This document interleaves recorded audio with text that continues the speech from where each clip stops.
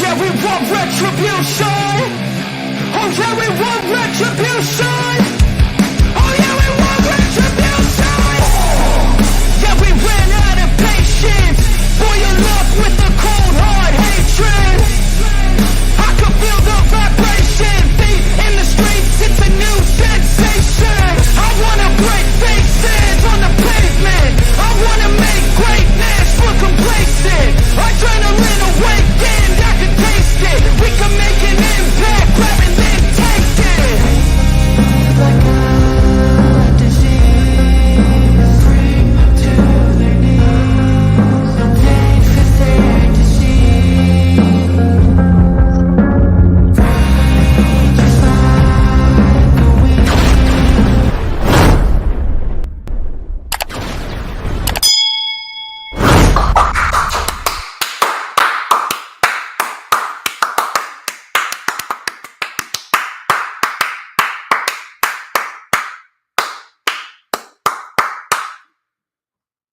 Oh my Lord. What a week. What a week in the world of professional wrestling. I can't even wrap my fucking brain around it.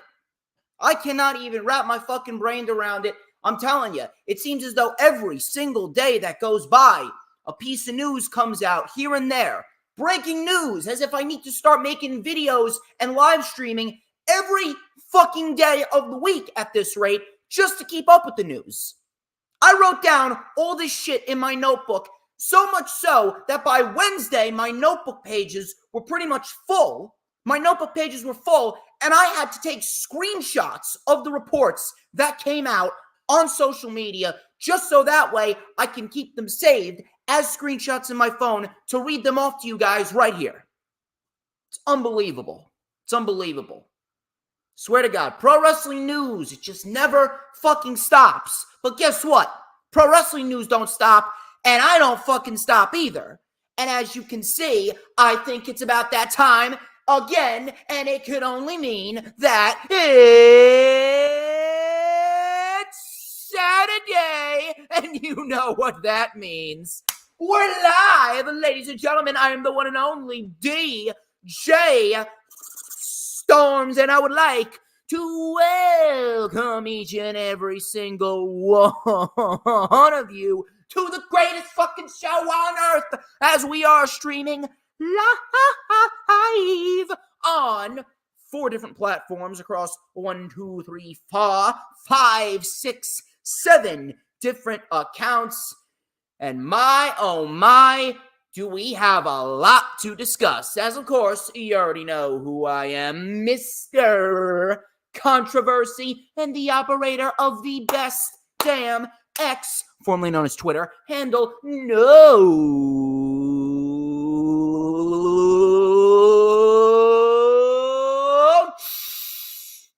Stop what you're doing. Stop what you're doing. You got to take a nice big inhale and feel it pulse through your nostrils as you go. Oh, got to do it again. So nice. You got to do it twice. I want you to hit that one more time. Oh, you got to do the hat trick. I mean, come on. You already did it once. You already did it twice. You got to do it 3 times. So I want you to give me one last big. Oh, shit. Do you smell that? Oh. You know what that is? Do you know what that is? I'll tell you what that is. That right there is the smell of pure motherfucking excellence. Wait for it. Wait for it.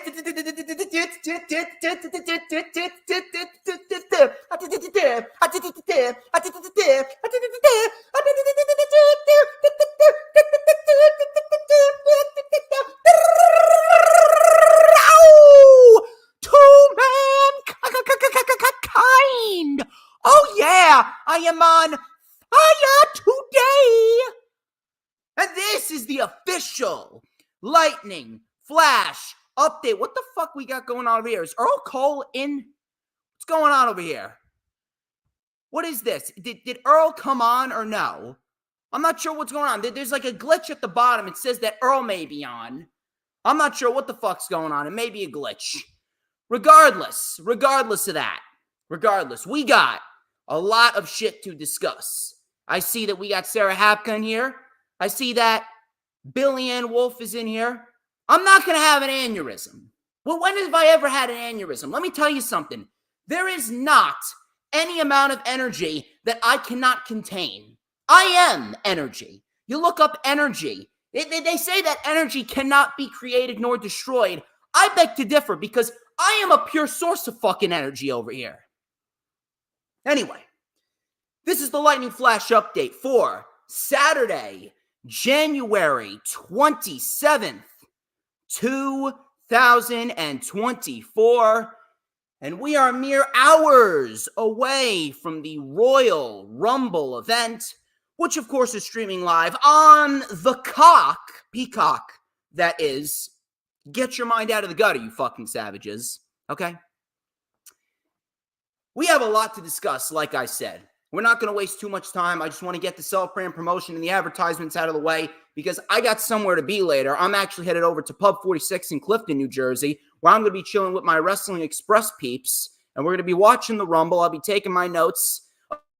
Of course, Sleeper Sports Media says, tuning in for the best of the best, as if there was any doubt who the motherfucking best is. I mean, come on. Anyway. Before we get into what we got to get into, please make sure that you follow me on social media on X and Instagram at HistoryMakerDJS. One more time, that is at HistoryMakerDJS, both on X and Instagram. You can also add me on my personal Facebook for collaborations and business inquiries. Please send me an email. My email is, of course, StormsTakeOver@gmail.com. Like the official DJ Storms business page, and I made you send you an invite to join the official DJ Storms Posse group on Facebook, that is. All those links are in the description. We also have a Hardcore Sports Facebook page, so please go and check out the Hardcore Sports Facebook page as we speak. On top of that, please make sure, if you haven't already done so, check me out on Rumble. We're live on Rumble right now. We're looking to really boost up the views and the following over on Rumble. So if you have not already done so, please go and check me out on Rumble. We're starting to grow over there quicker than anyone. I'm telling you, I may be the only major content creator that's over on Rumble right now. Rumble's going to be my fucking world. I'm telling you, it's going to be my fucking world. On top of that, please make sure, no matter where you're watching it from, whether it be on Facebook, YouTube, X, or Rumble, please make sure that you hit the like button on the stream because it's very, very important. Very, very important that you hit that like button and you share the stream out on all platforms of social media, whether it be X, Instagram, Facebook, Pinterest, Tumblr, Snapchat, TikTok, Twitch, or Rumble. Share it out. And we got to get as many people in here as possible. We have a nice big audience today. I'm sure we're going to get more people as time goes on. This is what I like to see, people. We got the whole group. The gang's all here. We got Sarah Hapka, Hoolagrim, Italian Stallion. We got Earl Cole. We got Billy Ann Wolf. We got Grega John. A lot of good people in here as per usual.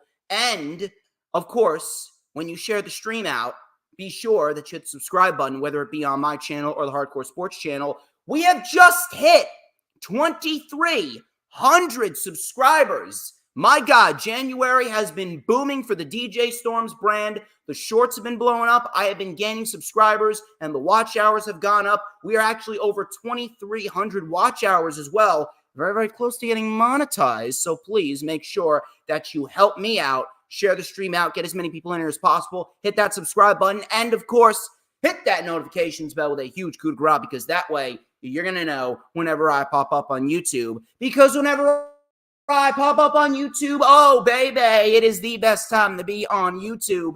And you know why? Because it's the only time that you won't get to see this glorious sideburn shin strap combination and this beautiful mustache right here. And everyone's here for this. Everyone needs their daily dosage of DJ Storms. Give me 1 second. You already know what's coming. Hold on. I think it's in here somewhere. Oh, yes. Oh, yes. Oh, yeah. Look at that shit right there. Ain't no one else doing this shit. Hold on. I gotta blow on it. It is hot. It is sizzling. And we're going to light it up right here on the final lightning flash update of January 2024 as we head into February. And we're going to close out January with a bang. We're going to close it out the only way that we know how, with a little and a dash of and a whole lot of because like hot, freshly boiled tomato soup. Of course, you got to have grilled cheese on the side with bacon. You got to have the grilled cheese with bacon. If you do not have grilled cheese with bacon, you are not doing grilled cheese correctly, people. Grilled cheese with bacon and tomato soup on the side. I am just so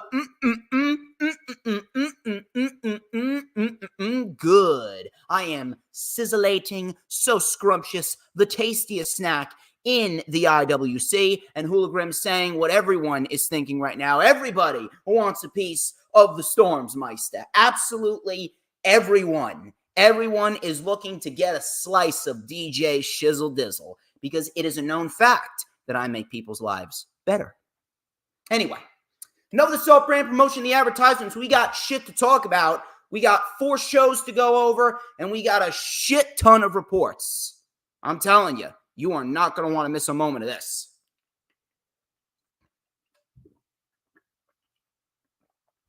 My first report comes from Raj Giri, my good buddy Raji, one of the biggest WWE cocksuckers in the IWC. Raj Giri. He couldn't hold my jockstrap, just letting everybody know. Raj Giri first reported that Finn Balor's contract with the WWE is set to expire shortly after WrestleMania 40, and at this moment, he has not signed a new deal with the company. I didn't know this. I wasn't thinking about this. And I honestly had no idea. I had no idea that Finn Balor's contract was even close to being up. I actually thought he may have signed a new deal last year. No joke. But apparently his contract is up shortly after WrestleMania. I'm not sure if he's running on the same timestamp as Drew. I'm not sure if he's running on the same timestamp as Seth Rollins and Becky Lynch, and it could expire in June. I don't know.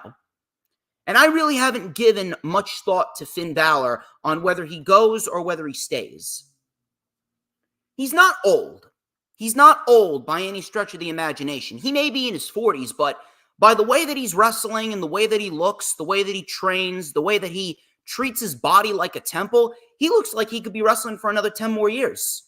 Finn Balor looks like he's got all the time in the world left in his wrestling career. It's unbelievable. There's been no reports about Finn Balor potentially being injured, no reports of him really slowing down. Finn Balor looks great. Finn Balor could be doing this for another decade or so. I don't think that money's going to be an issue here. Money is not going to be an issue. It all depends on what Finn Balor wants to do creatively. Finn Balor's contract is set to expire shortly after WrestleMania. No matter where he goes, he's going to be paid handsomely. Whether he goes to AEW or WWE, he will be paid handsomely no matter what. But it all depends on what he wants to do. He's pretty much done everything there is to do in the WWE, but he is not the face of the brand. He had the opportunity to be the face of the brand, but unfortunately he got injured. Now, if he stays with WWE, he could very well remain a part of the Judgment Day. Damian Priest gets kicked out. Maybe Finn Balor becomes the de facto leader. It all depends on if that's what he wants, or if he wants to go to AEW, maybe experiment, have some matches with Kenny Omega, maybe have some matches with Bryan Danielson, have some matches with Jon Moxley, have some matches with Hangman Page, Swerve Strickland. The list goes on and on. I'm not sure where Finn Balor's mindset is. Could he want more, or is he comfortable? That is going to be answered sooner rather than later, but I do think that he ends up staying with the WWE.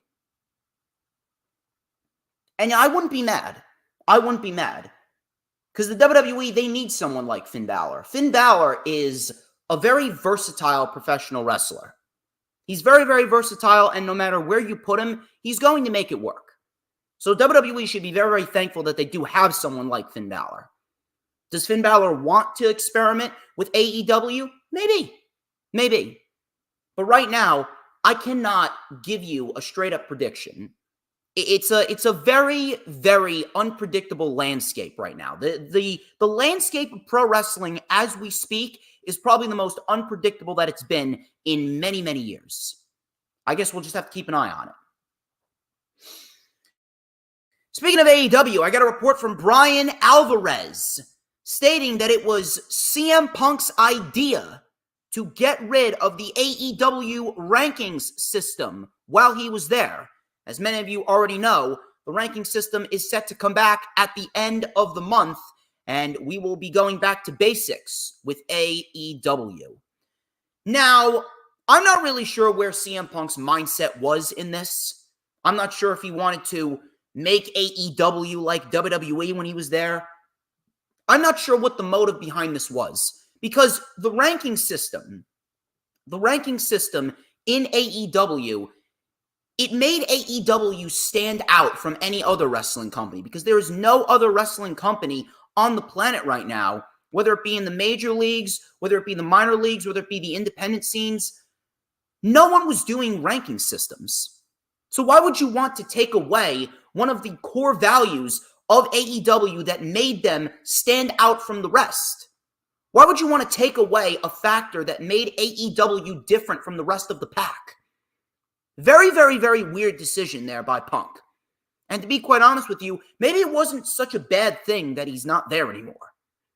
Because the ranking system, above anything else, besides the fact that it made AEW stand out, every match meant something. Every match was important. Every match that took place had value, because you had people going out there winning matches. We had title matches being made from the people in the top 5 ranked individuals, whether it be for the tag team titles, the women's titles, or the TNT, or the World Championship. Title matches made sense. You had people in the rankings getting title shots because they were winning matches. Look at Hangman Adam Page. Hangman Adam Page won matches en route to getting a shot at Kenny Omega. Look at people like, Darby Allin. Darby Allin, he won matches towards getting a match against a Jon Moxley when he was the world champion, or Cody Rhodes when he was the TNT champion. Lance Archer, he won matches towards getting a world title match. It wasn't just matches made out of thin air. You can't do that. Above all else, on top of what I just already named, the rankings helped AEW in a sense of structure. What have I always been preaching? The ranking systems were taken away, supposedly by CM Punk. I don't know why this came about, because aside from the fact that it made AEW stand out, aside from the fact that championship matches made sense because of the rankings, AEW was more structured because of it. I have preached for many, many months now that one of AEW's biggest problems, even though they still put on decent shows, one of the biggest problems is their lack of structure. You don't know what you're going to get. You don't know how these storylines are going to come about. You don't know who's going to get a shot at which championship. It's just a big mumble-jumbled mess sometimes. Some shows are oversaturated. We don't know what the fuck is going on. Now that the rankings are coming back, now Tony Khan has the opportunity to format a more structured show. And with better structure comes a better show. And that will drive more people to watch.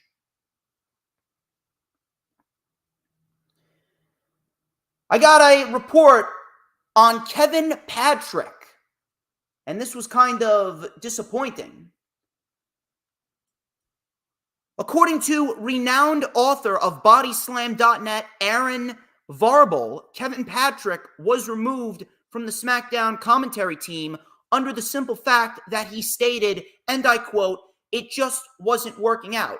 PW Insider then confirmed that Kevin Patrick was released by the WWE, and you saw that Michael Cole substituted as the secondary commentator along with Corey Graves last night on SmackDown.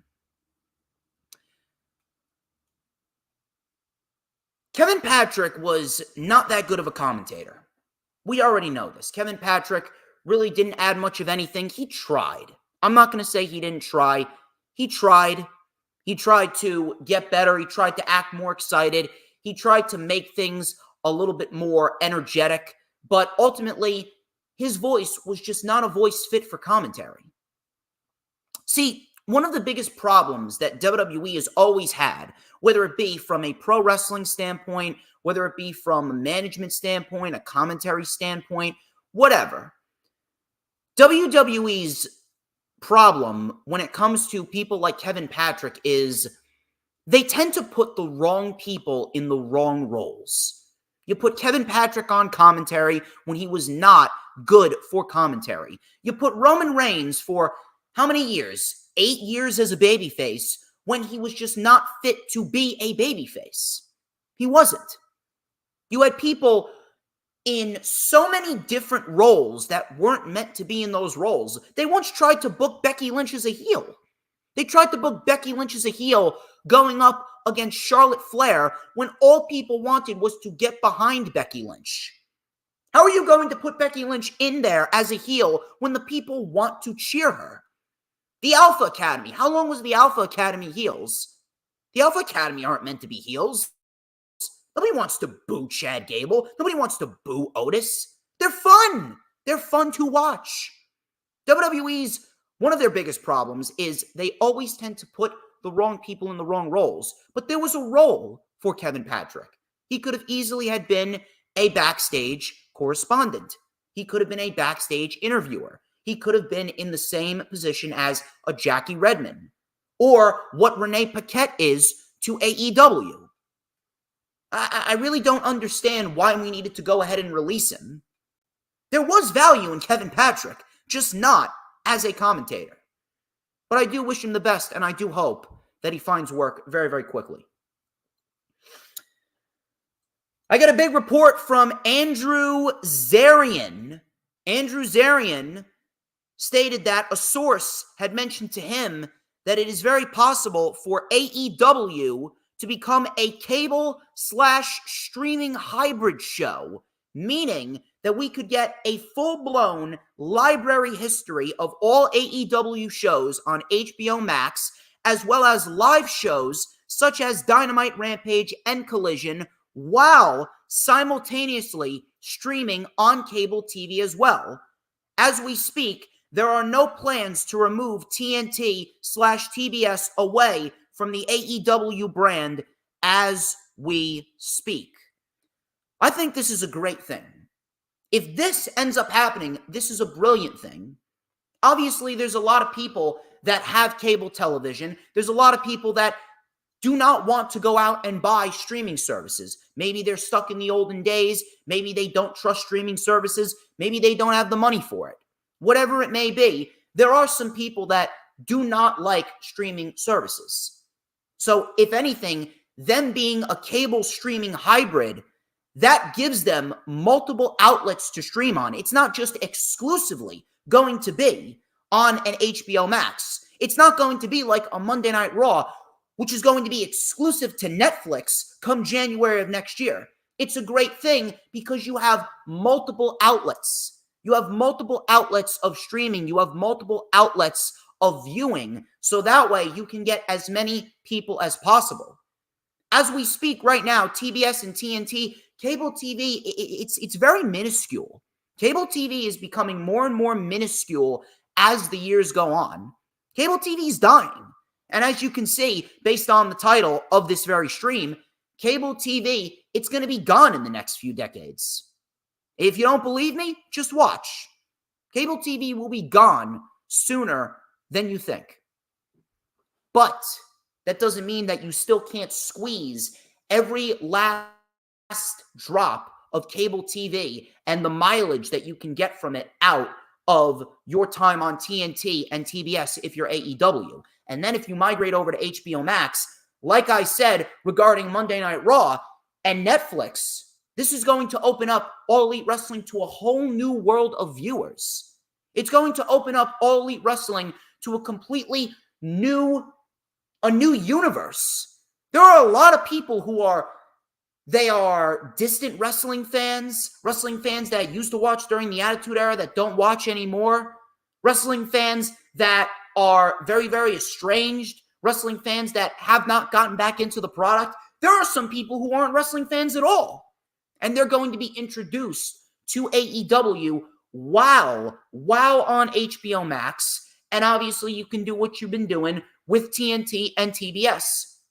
And on top of that, it's going to add an extra sense of freedom. And that's one thing that I'm very, very excited about regarding Monday Night Raw's move to Netflix. Monday Night Raw's move to Netflix, obviously, along with the fact that cable TV is dead, it could very well open up Monday Night Raw to a new sense of freedom. And we'll talk about that. We'll talk about that when we get to the Monday Night Raw on Netflix. But as far as AEW being the cable streaming hybrid, this is a great thing.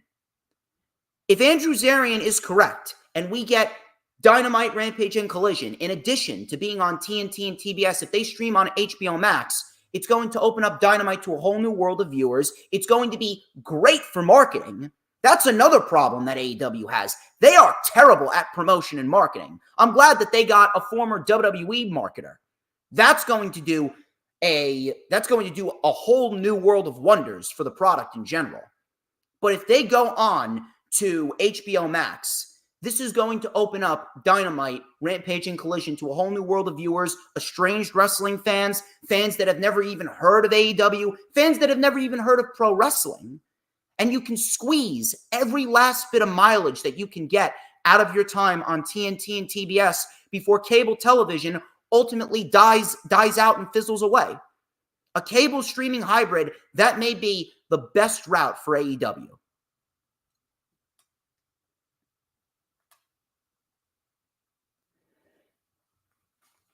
Moving on here, we got ourselves a report regarding Mercedes Moné. Andrew Zarian also came out with a report on Mercedes Moné stating that her deal with AEW is reportedly done and complete. Obviously, we know that Mercedes Moné has been trolling. She's been trolling everyone. I'm telling you, you take a look at her Instagram story. She's posting pictures of AJ Lee and herself. She's liking tweets saying, "See you Saturday." She's a troll. She's a troll, but it's been reported that she is in Boston as we speak. She is in Boston, Massachusetts. She is not going to be at the Rumble. Now, I'd be a little shocked if she doesn't show up based on the fact that Mercedes Moné is a very unpredictable individual. But if Andrew Zarian is reporting that her deal with AEW is done and complete, then the best place to debut her is probably Revolution. That's the best place to debut her. And you already got Tony Khan saying that 2024 could be the new 2021 for AEW. I mean, we've gotten some solid material. We've gotten some really good wrestling. We've gotten some really solid storylines. We got a nice build, and Revolution is starting to take shape. But obviously, it's going to take more than that. Obviously, you need an extra shot of adrenaline. And if Mercedes is that extra shot of adrenaline, I mean, AEW could be looking at a great year. I mean, the women's division for AEW this year, we've been getting some really solid women's division matches. Thunder Rosa's back. She's killing it. Queen Aminata has really taken the ball and run with it. I have never expected that Queen Aminata, a relatively unknown, would have came into AEW, and she's been putting on great matches with everyone. Thunder Rosa, Chris Statlander, Hikaru Shida. Really solid stuff from Queen Aminata. You got Deonna Purrazzo in there. We already know how good Deonna Purrazzo is. Deonna Purrazzo and Toni Storm, they're building up a nice story. They're talking about their past friendship. Then you add Mercedes Moné, Jamie Hayter's potentially coming back. I mean, holy shit. Holy shit. We could be looking at a full-blown women's revolution in AEW if Tony Khan just lets them go. Jamie Hayter and Mercedes Moné, I mean, that's got to be your women's title match for All In. Got to be.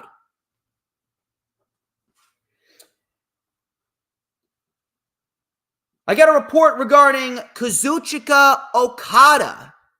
Kazuchika Okada, according to Monthly Purorisu, I probably butchered that name so fucking badly. Monthly Purorisu, I don't even know what the fuck kind of name that is, or what source that is. I've never even heard of this fucking source.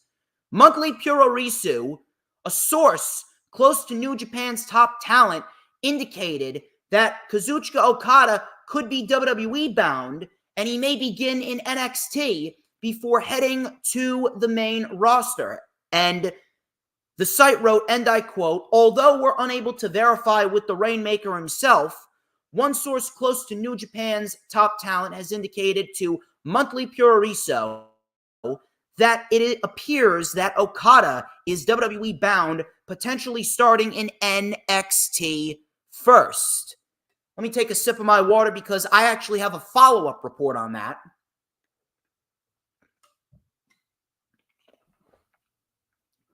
Fightful ended up chiming in.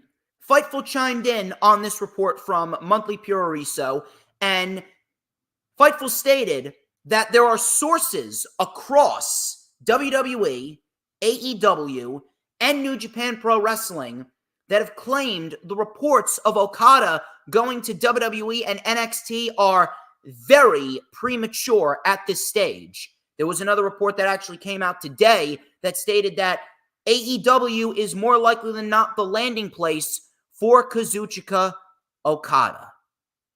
Now, as soon as I read the report from Monthly Purorisu, I knew for a fact that it was premature. I knew for a fact that it was premature. You see, the thing is, Kazuchika Okada, I know for a fact he's a very smart guy. Kazuchika Okada, he spent 19 years in New Japan, spent 19 years, nearly 2 decades of his life, and he did that for a very, very specific reason. He did that because he wanted to make sure that he was treated right. He wanted to make sure that it was the right place for him. And we all knew that New Japan was the right place for him. He became essentially their version of Roman Reigns. He was the original tribal chief. But now Okada, he wants to explore other options. He wants to get himself out there. He wants to experiment based on the fact that the landscape of pro wrestling, it's thriving more so than ever. You got WWE, you got AEW, you got the return of TNA. You got plenty of other places for Okada to go. Obviously, those 3 are the 3 biggest. He recently just made his debut for TNA. Okada wants to experiment. He wants to mix it up a little bit. He wants to take some risks because he's not getting any younger. He's not getting any younger. He has a wife. He has a kid. Sooner rather than later, he's going to have to step back from pro wrestling or at least wrestle less. At least wrestle less because he does have a family. And I'm going to be a betting man, and I'm going to say that he wants to spend more time with the family as the kid gets older. And the kid is old enough to remember shit. He wants to create memories with his children. But as we speak, Okada going to WWE, I don't think Okada was going to make a decision like that right out of the gate. Kazuchika Okada is going to watch, he's going to observe, he's going to think. Okada is not going to make a snap decision right out of the gate like that. Kazuchika Okada is going to take in all possible factors. He's going to think about going to WWE, think about going to NXT, where he could possibly fit, where he could possibly end up. Could he go to NXT? I mean, if they really want to have an NXT renaissance, maybe. But as we speak right now, NXT has absolutely zero heat behind it. Maybe if Okada goes to NXT, maybe he could be that shot of adrenaline that NXT needs. Because right now, NXT is the worst show on TV. However, does he want to go to NXT and be the start of a renaissance, which he could be? Or does he want to go to AEW where he has 2 major matches waiting for him? He's got match number 3 with Bryan Danielson, which I'm still predicting it's going to happen at Wembley. Or does he want to fight Kenny Omega on American soil? Those are the top 2 matches that I can see on AEW side of the fence. But if he wants to go to NXT, I wouldn't mind him going to NXT and being a reason that NXT is somewhat watchable. I wouldn't mind it at all. I wouldn't mind that at all. However, I do think he's going to end up in AEW based on the simple fact that he's already had experience in AEW. He's had experience working with a lot of people over in AEW, and he probably wants to finish out business over in AEW because there are still plenty of open opportunities for Okada.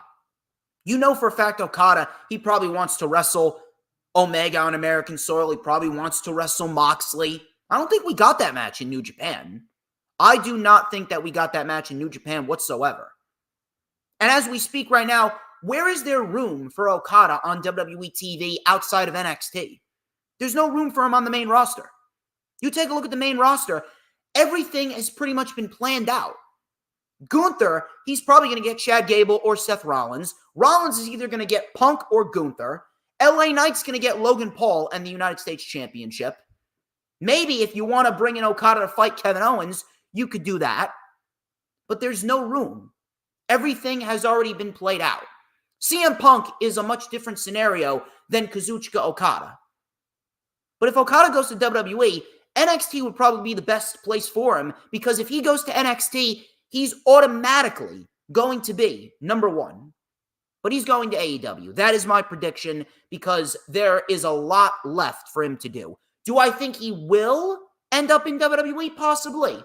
I think he could end up in WWE in the next 3 to 5 years or so. How old is he? 37? Something like that? 38? He's not old. He's not old whatsoever. You take a look at Okada. I look at Okada and I see a guy that looks like he's 25. He doesn't even look his age. Okada looks phenomenal for 38, 39. Okada's got plenty of years left in him. He's like the Japanese Finn Balor. He's like the Japanese Finn Balor. He's in the best shape of his fucking life. So have him go to AEW, have him finish out his feud with Danielson, have him fight Omega, mix it up with Moxley, mix it up with Hangman and Swerve and everyone else over there, Samoa Joe, Adam Cole, Jay White. There's plenty of people over there. Have him mix it up with Will Ospreay again. You already got Will Ospreay over there. I think Okada ends up in WWE. At least in the next 3 to 5 years. But as of right now, I think that if Tony Khan is really looking to make this year a new 2021 AEW, I definitely believe that we could very well see Okada and Mercedes debut at Revolution. If you want to make Revolution a major show and really throw out a statement that, hey, we're here and we're going to start that Revolution all over again, Okada and Mercedes showing up at Revolution, that's probably the best route to go about it.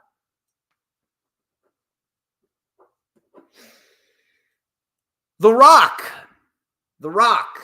I hope to God that The Rock is not involved in WrestleMania in any way, shape, or form. It was announced by WWE on Tuesday that Dwayne Johnson, a.k.a. The Rock, has officially joined the TKO Board of Directors. The press release states that Johnson's appointment reflects TKO's commitment to delivering long-term value and strong performance for shareholders through strategic growth initiatives across both WWE and UFC. Now, as we speak, the betting odds for the Royal Rumble state that CM Punk's going to win, which I'm very, very happy about because CM Punk and Seth Rollins, that is the match. That is the match for WrestleMania. It should be the match at WrestleMania. Dwayne Johnson, we already know that Dwayne Johnson, he is nothing more than a nostalgia act. And if you think he's more than that, I mean, clearly you're out of your fucking mind. Dwayne Johnson was gassed from being out there, cutting a promo on Jinder Mahal. If he gets gassed just by cutting a promo on Jinder Mahal, what do you think's going to happen if he fights an actual match? He's no better than Bill Goldberg. Pay attention. Observe, people. Don't understand why anyone would want Dwayne Johnson in the ring with Roman Reigns when we all know the match is not going to be anything special. The crowd would actually make the match better than it actually is. Please.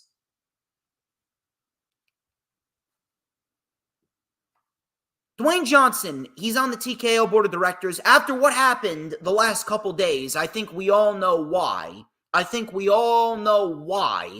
The Rock was brought onto the TKO board of directors. And thank God.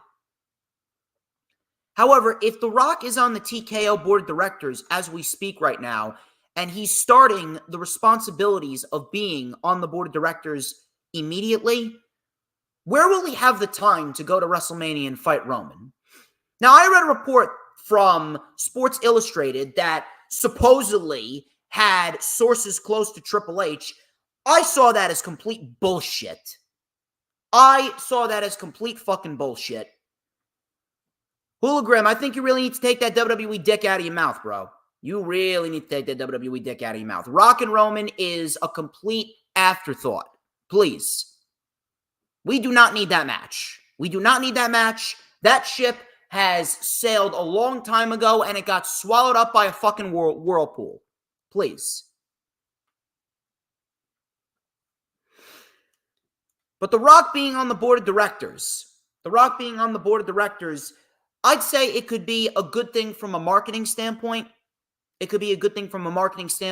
I don't give a fuck about marketing. I don't give a shit about marketing. I don't give a fuck about the business. Even if I was in the business, I wouldn't give a fuck about the business. Fuck business.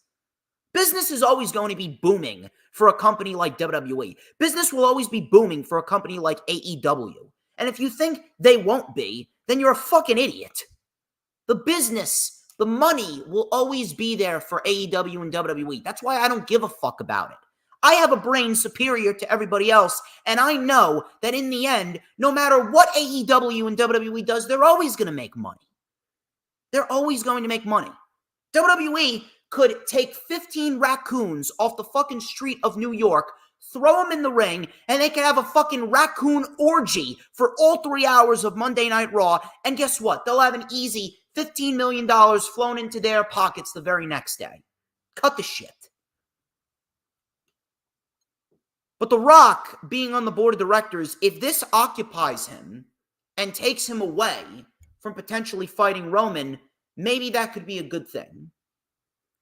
I know a lot of people were actually throwing around the idea that maybe this could lead to a big match at WrestleMania 41 against Roman Reigns. And by that time, I'd like to hope to Christ that Roman Reigns is no longer going to be the world champion by then. But apparently, there was a report from Sports Illustrated saying that the WrestleMania card was completely rewritten. We could have been heading down the road towards Cody Rhodes and CM Punk and Gunther versus Seth Rollins. Now listen, those two matches are WrestleMania-worthy matches, but it's not the time for them. It is not the time for those matches. If you're going to build towards a Cody Rhodes CM Punk match, that is your match for next year's WrestleMania. That's your match for WrestleMania 41.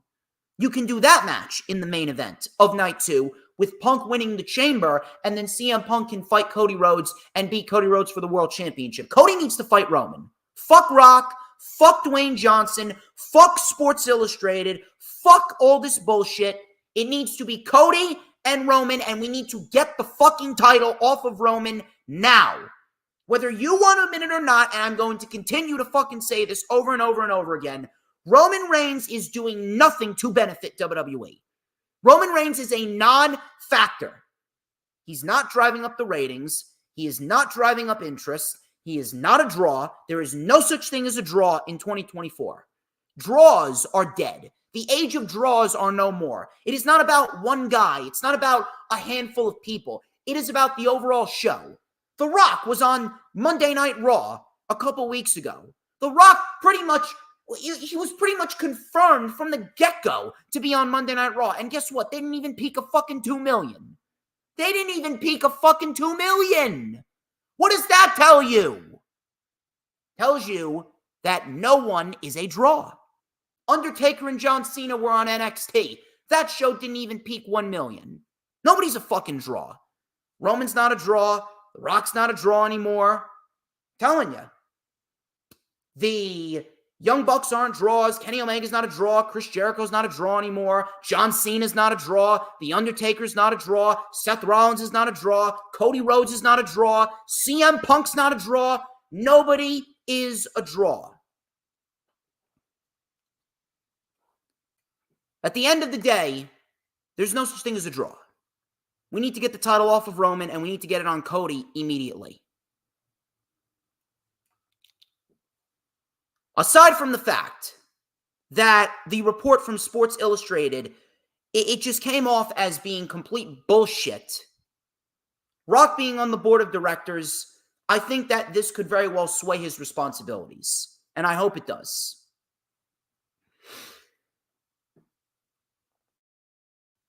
On top of The Rock being announced for the WWE Board of Directors, the WWE actually came out with two major announcements. The second one has to do with Monday Night Raw. It was announced on Tuesday by WWE that Monday Night Raw will be exclusive to Netflix beginning in January of 2025.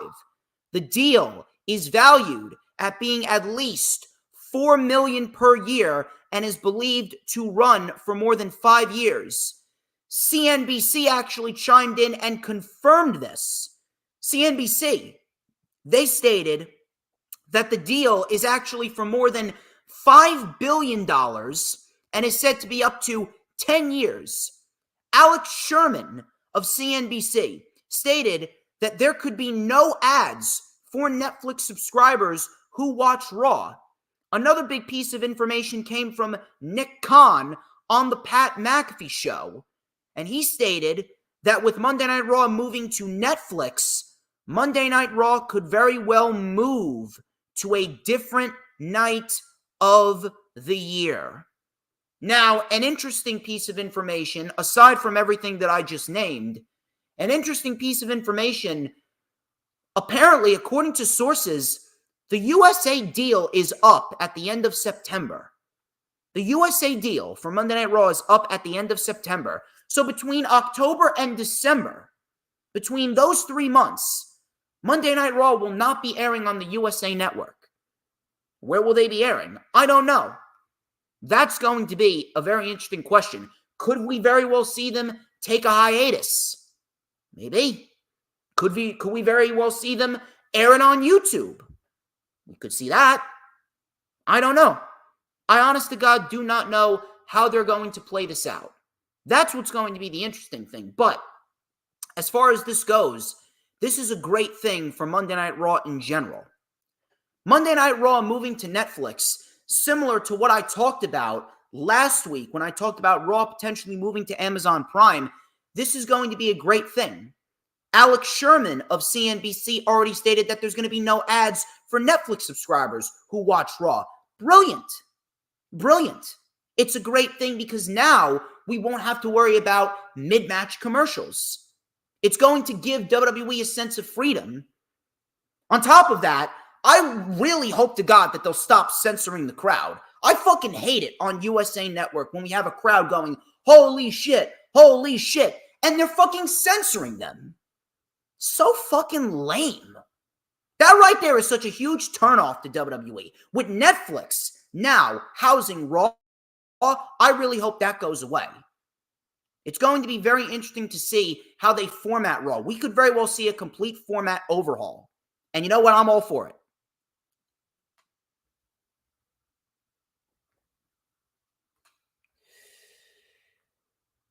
Now, I know a lot of people have been wanting to hear me go on and on about the big news that came out the other day. We'll talk about it. We will talk about it.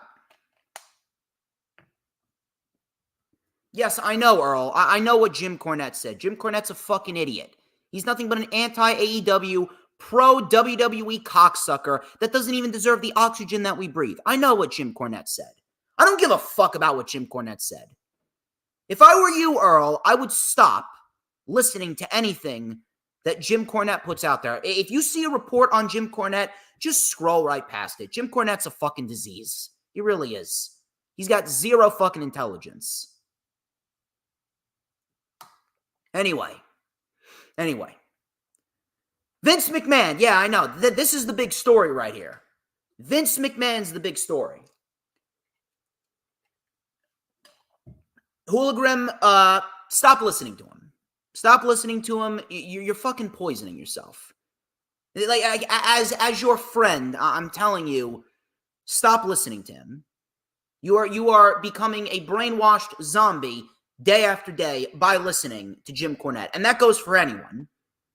Anyone that listens to Jim Cornette, please stop. Stop. Listen to me. You listen to me, your brain cells will multiply. You listen to Jim Cornette, your brain cells will deteriorate. And by the way, fuck business. He doesn't understand jack shit. All he does is reminisce about how awesome the 90s were, and he shits on modern day wrestling. He's a fucking cancer, dude. He's a fucking cancer. Fuck business. Business don't mean shit. Anyway, Vince McMahon. Here's the big one. How many screenshots? I think I took about 9 different fucking screenshots just based on all the reports that came out. It's unbelievable. Vince McMahon, according to the Wall Street Journal, accused of sex trafficking WWE staffer he paid to keep quiet. Now, I did not read the full 70 pages of court documents. I do not have time or the energy to read 70 fucking pages of court documents. I have a job. I have a fucking brand. I got a life outside of YouTube. I got shit that I need to do. I'll read you the important parts. So within the court documents, and I quote, in June 2021, Vince McMahon and defendant Laurinaitis sexually assaulted Miss Janelle Grant inside Laurinaitis' office in WWE headquarters while colleagues were busy at their desks. Behind a locked door, the two men cornered her and pulled her in between them, forcibly touched her before ultimately putting her on top of a table in between them. She begged them to stop, but they forced themselves on her, each taking turns restraining her from the other while saying, "No means yes," and "Take it, bitch." This is also from the Wall Street Journal, and I quote, Janelle Grant, one of the women who Vince McMahon's NDA scandal was involved in, Janelle Grant was instructed to take sexual photos and videos for Brock Lesnar in an attempt to get him to re-sign with the WWE. This took place in March of 2020. Vince McMahon told her, and I quote, "Fucking Brock was part of the deal." Brock Lesnar then told the victim that, and I quote, "he likes what he sees," and after Lesnar obtained her phone number, he instructed the victim to send him a video of her urinating, after which he called her a bitch. Meanwhile, Vince McMahon allegedly sent Miss Grant sexually explicit messages, and his sexual demands increased. He forcefully used sex toys on her, including dildos he named after WWE wrestlers, causing her bruising and bleeding. The suit said Grant alleged that she complained to McMahon and made attempts to end the relationship. In March 2020, McMahon began sharing sexually explicit photographs and videos of Grant with other men, including other WWE executives and a former UFC heavyweight champion with whom WWE was actively trying to sign to a new contract, according to the suit. In May of 2020, McMahon allegedly defecated on her head during a threesome, the suit said. And from this, hearing rumblings, according to Wrestler Votes, hearing rumblings that Slim Jim has notified WWE that they are pulling their sponsorships from the Royal Rumble event, and it was yet to be determined if they would remain partners with the WWE in the future.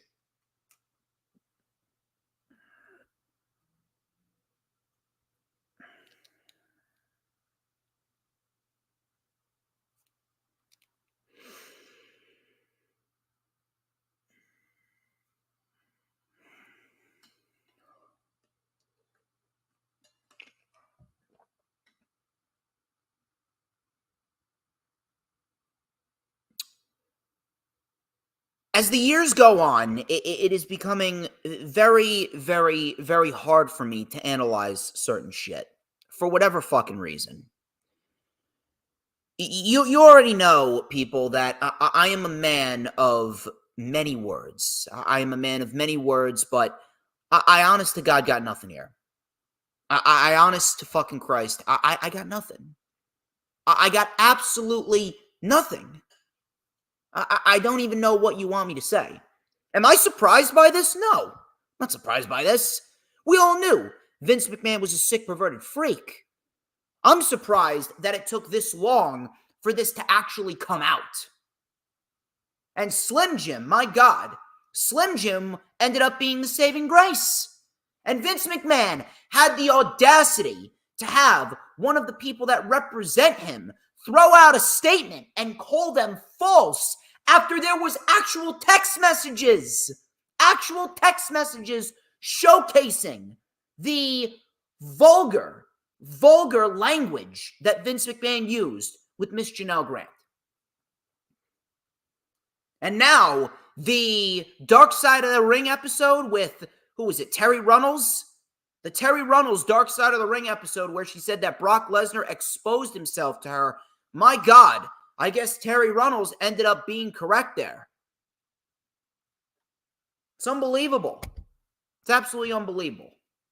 Slim Jim ended up pulling their sponsorships from the WWE Royal Rumble tonight. This all came within a 24 to 48 hour period. And then, out of nowhere, Nick Khan, during SmackDown, Nick Khan came out of nowhere and he wanted to inform everyone that Vince McMahon has tendered his resignation from the positions as TKO executive chairman and on the TKO board of directors. He will no longer have a role with TKO Group Holdings or the WWE. And I saw this during SmackDown, and finally, after all this fucking time, finally I was thinking to myself, holy shit, God is good. We can finally celebrate that Vince McMahon is gone. However, I actually came across this one report stating that Vince McMahon still owns 13.6 million shares in TKO, which is worth over $1 billion. For TKO money, and in terms of stock market money, he could very well still be a billionaire, and he could very well still hold shares. He may have resigned, but at the same point in time, he will still continue to profit from every dollar that people spend on the WWE Network and on Peacock.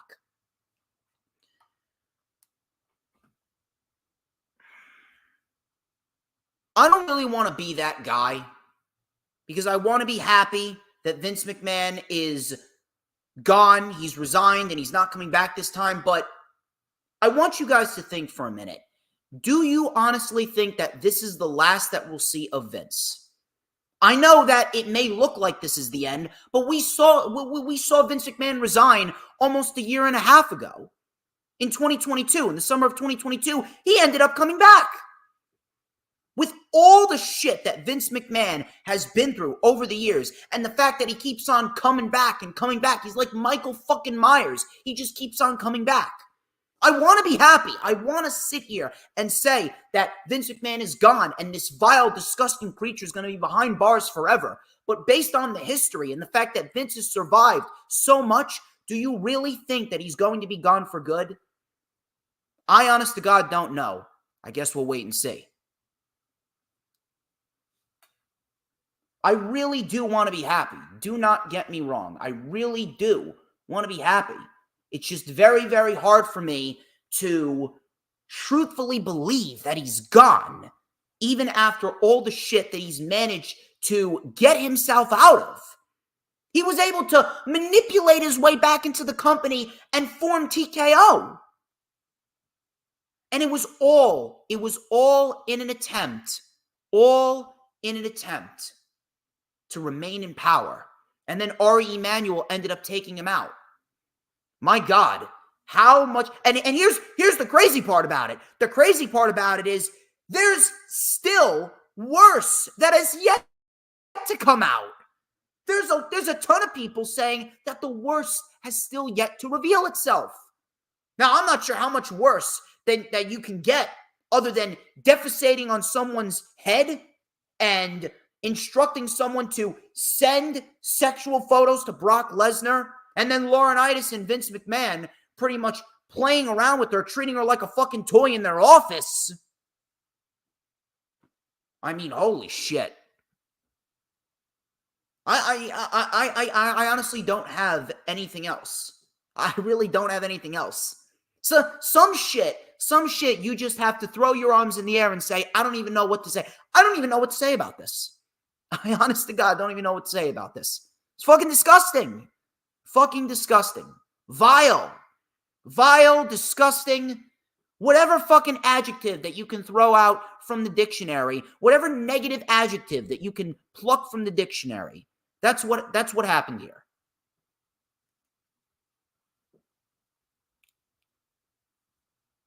I honest to God don't know if he's truly gone. At this rate, we're going to have to wait and see what happens when we inevitably get this trial. And my God, can you imagine how many fucking eyes are going to be on this trial?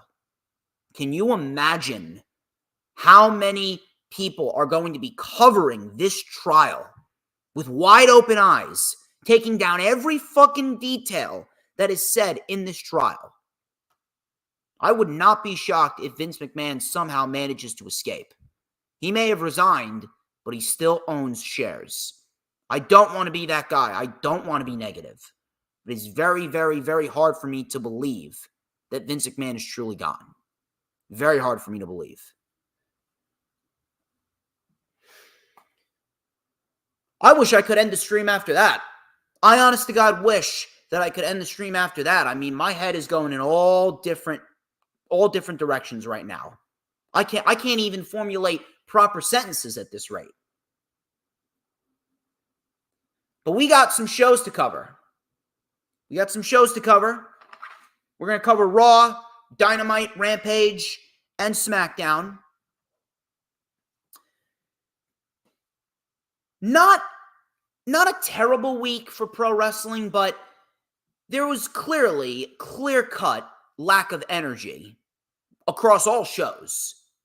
Raw lacked outside of a couple of things. Dynamite was actually a well-produced show. The crowd just sucked.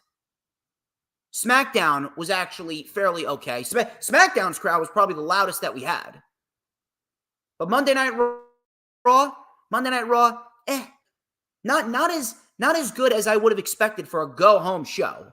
It seemed as though after the New Day and Imperium, everything just kind of took a downward spiral. I don't know what the fuck happened. But Monday Night Raw kicked off with Seth Rollins. He kicked off the show. He was walking very gingerly. He had a little minor knee brace on. He looked very bum. He looked visibly upset, by the way. He was legitimately crying. He looked visibly upset. He said, New Orleans, welcome to Monday Night Rollins. I actually felt for him. I'm not going to lie. I actually felt for him.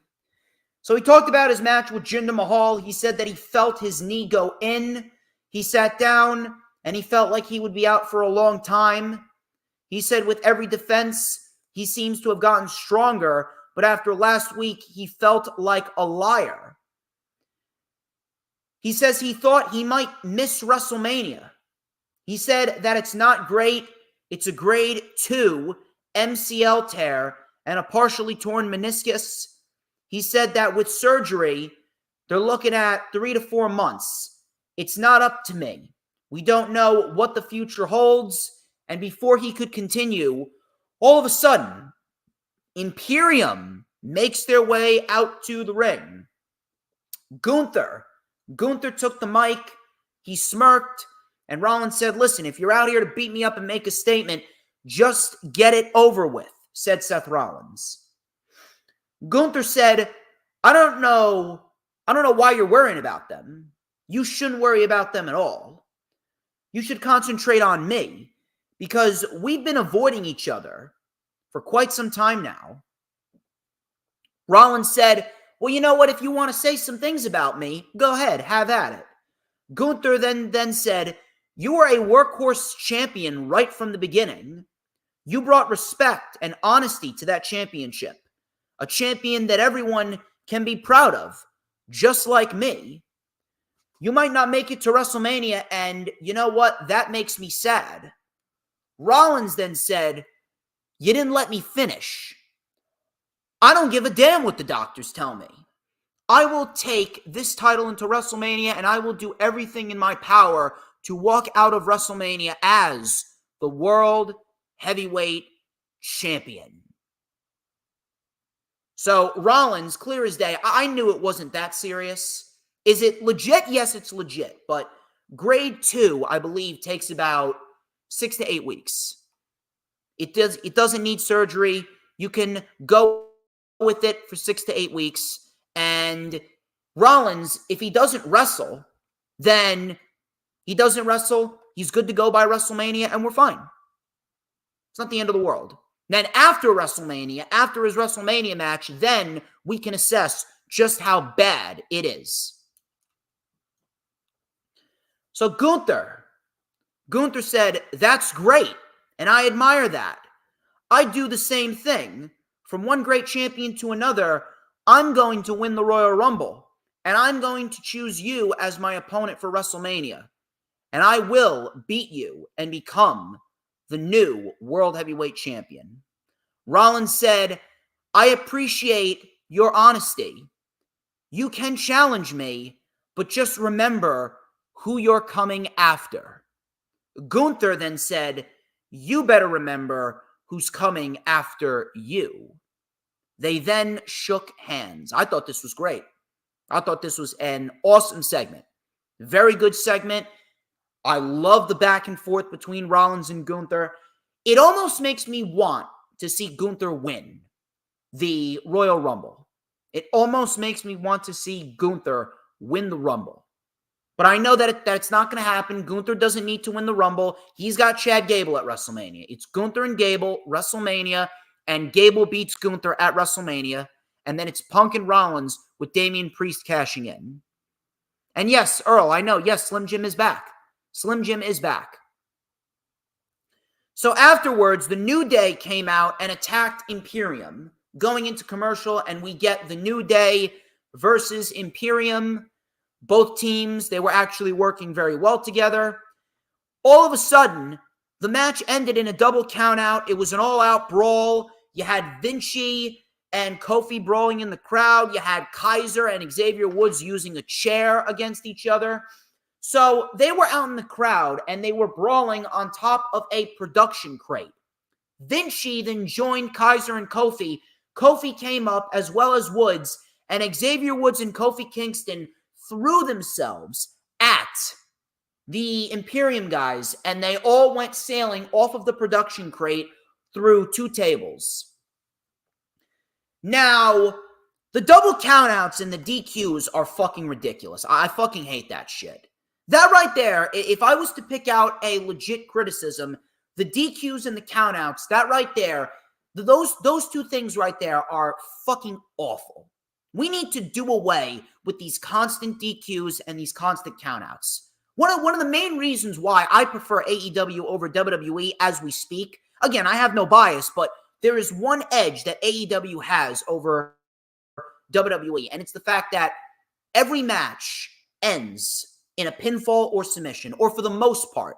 How many DQs, how many countouts have we seen on AEW TV? I can count on one hand.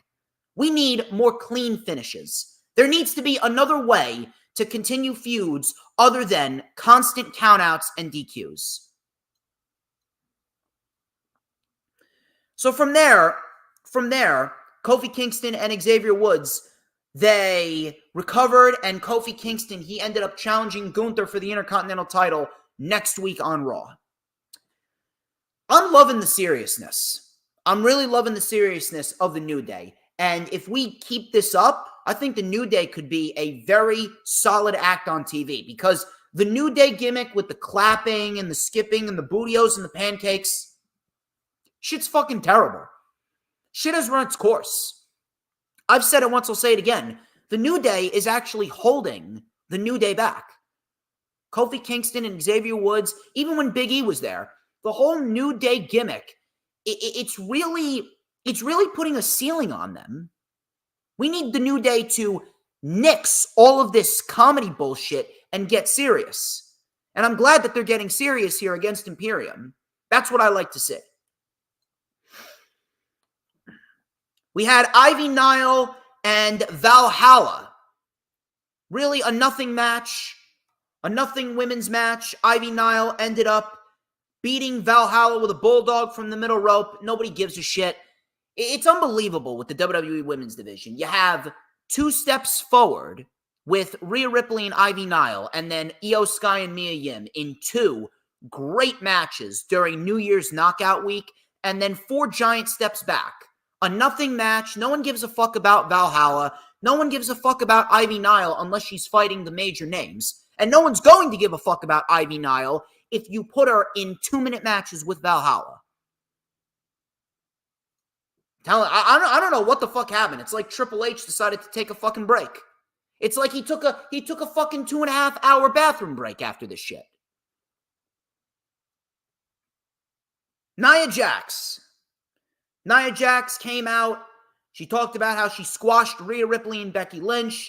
She says that Rhea wants to face Becky, who she thinks she can beat, but Becky knows that the only path to WrestleMania is going to go through her. And Becky, any path with her, Nia, in it, ends with her being squashed again. Becky then came out. She said, "Shut up, Nia, you dope." She said that no one has a bigger target on their back than you, because that locker room agrees on one thing: nobody likes you.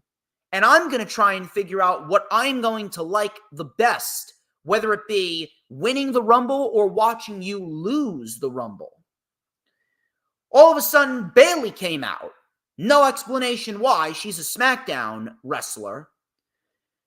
Bayley said that both of them are going to lose. She says that, "Look at my 2 old pals. Look at this reunion we got here. Here's something that the 2 of you are going to have to get through your head. I'm winning the Royal Rumble, and 2024 will be the year of," she was going to say Damage Control before Bayley struck Becky. We got a 3-way brawl, manhandle slam on Bayley. Nia then threw Becky out of the ring and delivered a leg drop to Bayley. Pretty basic stuff right here. Nothing exciting whatsoever. I really didn't give a shit. They've pretty much done all they could to build towards the Rumble. Didn't care for it. I don't understand how anyone could care for it. The women's division in WWE is dead. Really. The women's division in WWE is dead. AEW isn't where they need to be, but I'm telling you, the women's division in AEW since the start of the year have been making the WWE women's division look like amateurs. You take a look at the weekly content that we've been getting on AEW side of the fence with the women's division. We've been getting solid, competitive women's wrestling. On WWE, what have we been getting? Generic promos, barely 2-minute matches. Minus the first week of the year, WWE has done nothing with the women's division in 2024. Couldn't give a shit about it. The Miz and Dominic Mysterio, or as R-Truth calls him, Tom and Nick Mysterio. Fucking shit's terrible. So Dom was in control with a tope atomico on the Miz. Miz then with a clothesline in the corner. Miz has actually been putting on some decent matches, so I actually didn't mind the match. But again, it really wasn't anything to go out of your way to rewatch. It was just a decent little match that was just there on Monday Night Raw. So Miz tried to mount the comeback with a backbreaker, neckbreaker combo. We had a Hurricane Rana by the Miz on JD McDonough. Springboard crossbody on Dom for a 2. We had the it kicks and a roundhouse kick to the head. Dom missed the 619. Finn ended up hitting an enziguri on the Miz behind the referee's back. Dom with the 619 and the frog splash, and that was pretty much that. Finn Balor then attacked the Miz, and out came DIY. DIY, they obviously have a tag team title match next week on Raw. I don't like that. Matter of fact, I fucking hate that. Why are we doing this match next week? Are we going to have DIY built up as the underdogs going into WrestleMania? I hope so. Are we going to have DIY beat the Judgment Day next week? I hope not. Why are we booking this match now? This match should be built up going into WrestleMania. There's no better match to do at WrestleMania for the tag team titles other than DIY versus Judgment Day. Why is this match happening on Raw? I really do not understand why WWE and AEW does this too. This is a problem with both major wrestling companies. Why do you have a feud going on? Why are you throwing away the big pay-per-view match on weekly TV? Why are you throwing away DIY versus Judgment Day on Monday Night Raw when you should be building this match up until WrestleMania and give DIY the big moment at WrestleMania? It's the same thing with AEW side of things. Chris Jericho and Konosuke Takeshita is set for 2 weeks on Dynamite. Why are you doing that on Dynamite? That should be the pay-per-view match. Now, AEW doesn't do it as much as WWE, but with DIY challenging the Judgment Day, I hope Judgment Day retain, and I hope we get that moment saved for WrestleMania. Because booking this match on Raw, that was a huge mistake on Triple H's part.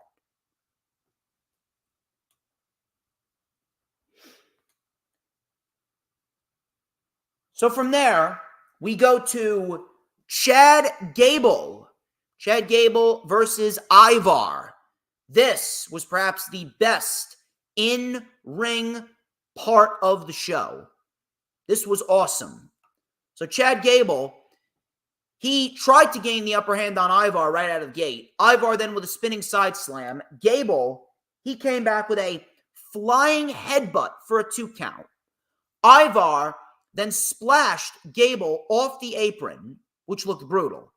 Coming back from commercial, Gable with an exploder suplex from the top. Powerbomb by Ivar for a 2 count. Ivar was then caught in an ankle lock. Seated senton by Ivar on Gable. Ivar then went up to the middle rope and delivered a diving leg drop. Gable just kicked out. Gable with an ankle lock once again. Ivar just got to the ropes. Spinebuster by Ivar for a 2. Ivar went for the Doomsault, but he missed. Chad Gable with a bridging German suplex. Ivar kicked out. And then Gable went up to the top with Ivar, delivered an avalanche German suplex. Valhalla then screamed in Gable's face, throwing Gable off of his game. Ivar then threw Gable down from the top rope and delivered the Doomsault, and Ivar gets a victory over Chad Gable in what was a great match. Excellent, excellent, excellent match between these two. Ivar's been killing it. Ivar's been killing it. If Brock Lesnar is not going to be at WrestleMania, which he shouldn't after what came out, Brock Lesnar isn't going to be at WrestleMania, you should build up Chad Gable. It should be Chad Gable and Gunther, with Chad Gable beating Gunther. That is the match that needs to happen. But as far as Ivar goes, I mean, if you want to give Ivar a shot at Gunther before Gunther gets to Gable at WrestleMania, I'd be all for that.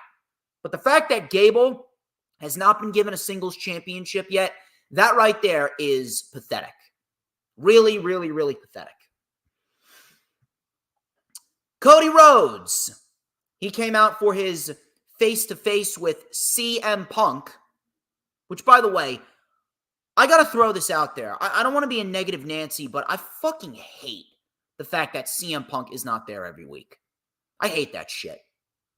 If you have him and he can go, he can appear, he should be there every week. I fucking hate the fact that they're treating Punk like a part-timer. That shit is just, it just irks the shit out of me. Why are you only having him? Why has he not been on every Monday Night Raw for the entire year? Why is it that you have only had CM Punk on 2 out of the 4 episodes of Monday Night Raw since the start of the year? CM Punk legitimately was off TV for a fucking month following his promo with Seth Rollins. Fucking terrible. Punk needs to be on the show every week. Enough of this part-time shit. You don't have to have him wrestle every week, but he should be there every week. You damn right, Earl. I am a draw. You damn fucking right. We're the only draws in the IWC. Because guess what? DJ Storms, I'm a fucking god. That's what I am. So Cody Rhodes and CM Punk, they had their face-to-face. Punk said that he wanted to enjoy this moment. Cody asked, "What do you want to talk about?" Punk said, "I want to talk about your dad." He said that Dusty Rhodes sent his youngest son to OVW, and he kept an eye on him. Punk was told to keep an eye on Cody. Punk then ran through Cody's history and how he grew into a main event championship caliber superstar. Punk then told Cody that he is proud of him. But on Saturday, I feel like I'm breaking a promise. He goes, "I will do what I have to do." He goes, "I will win the Royal Rumble and main event WrestleMania."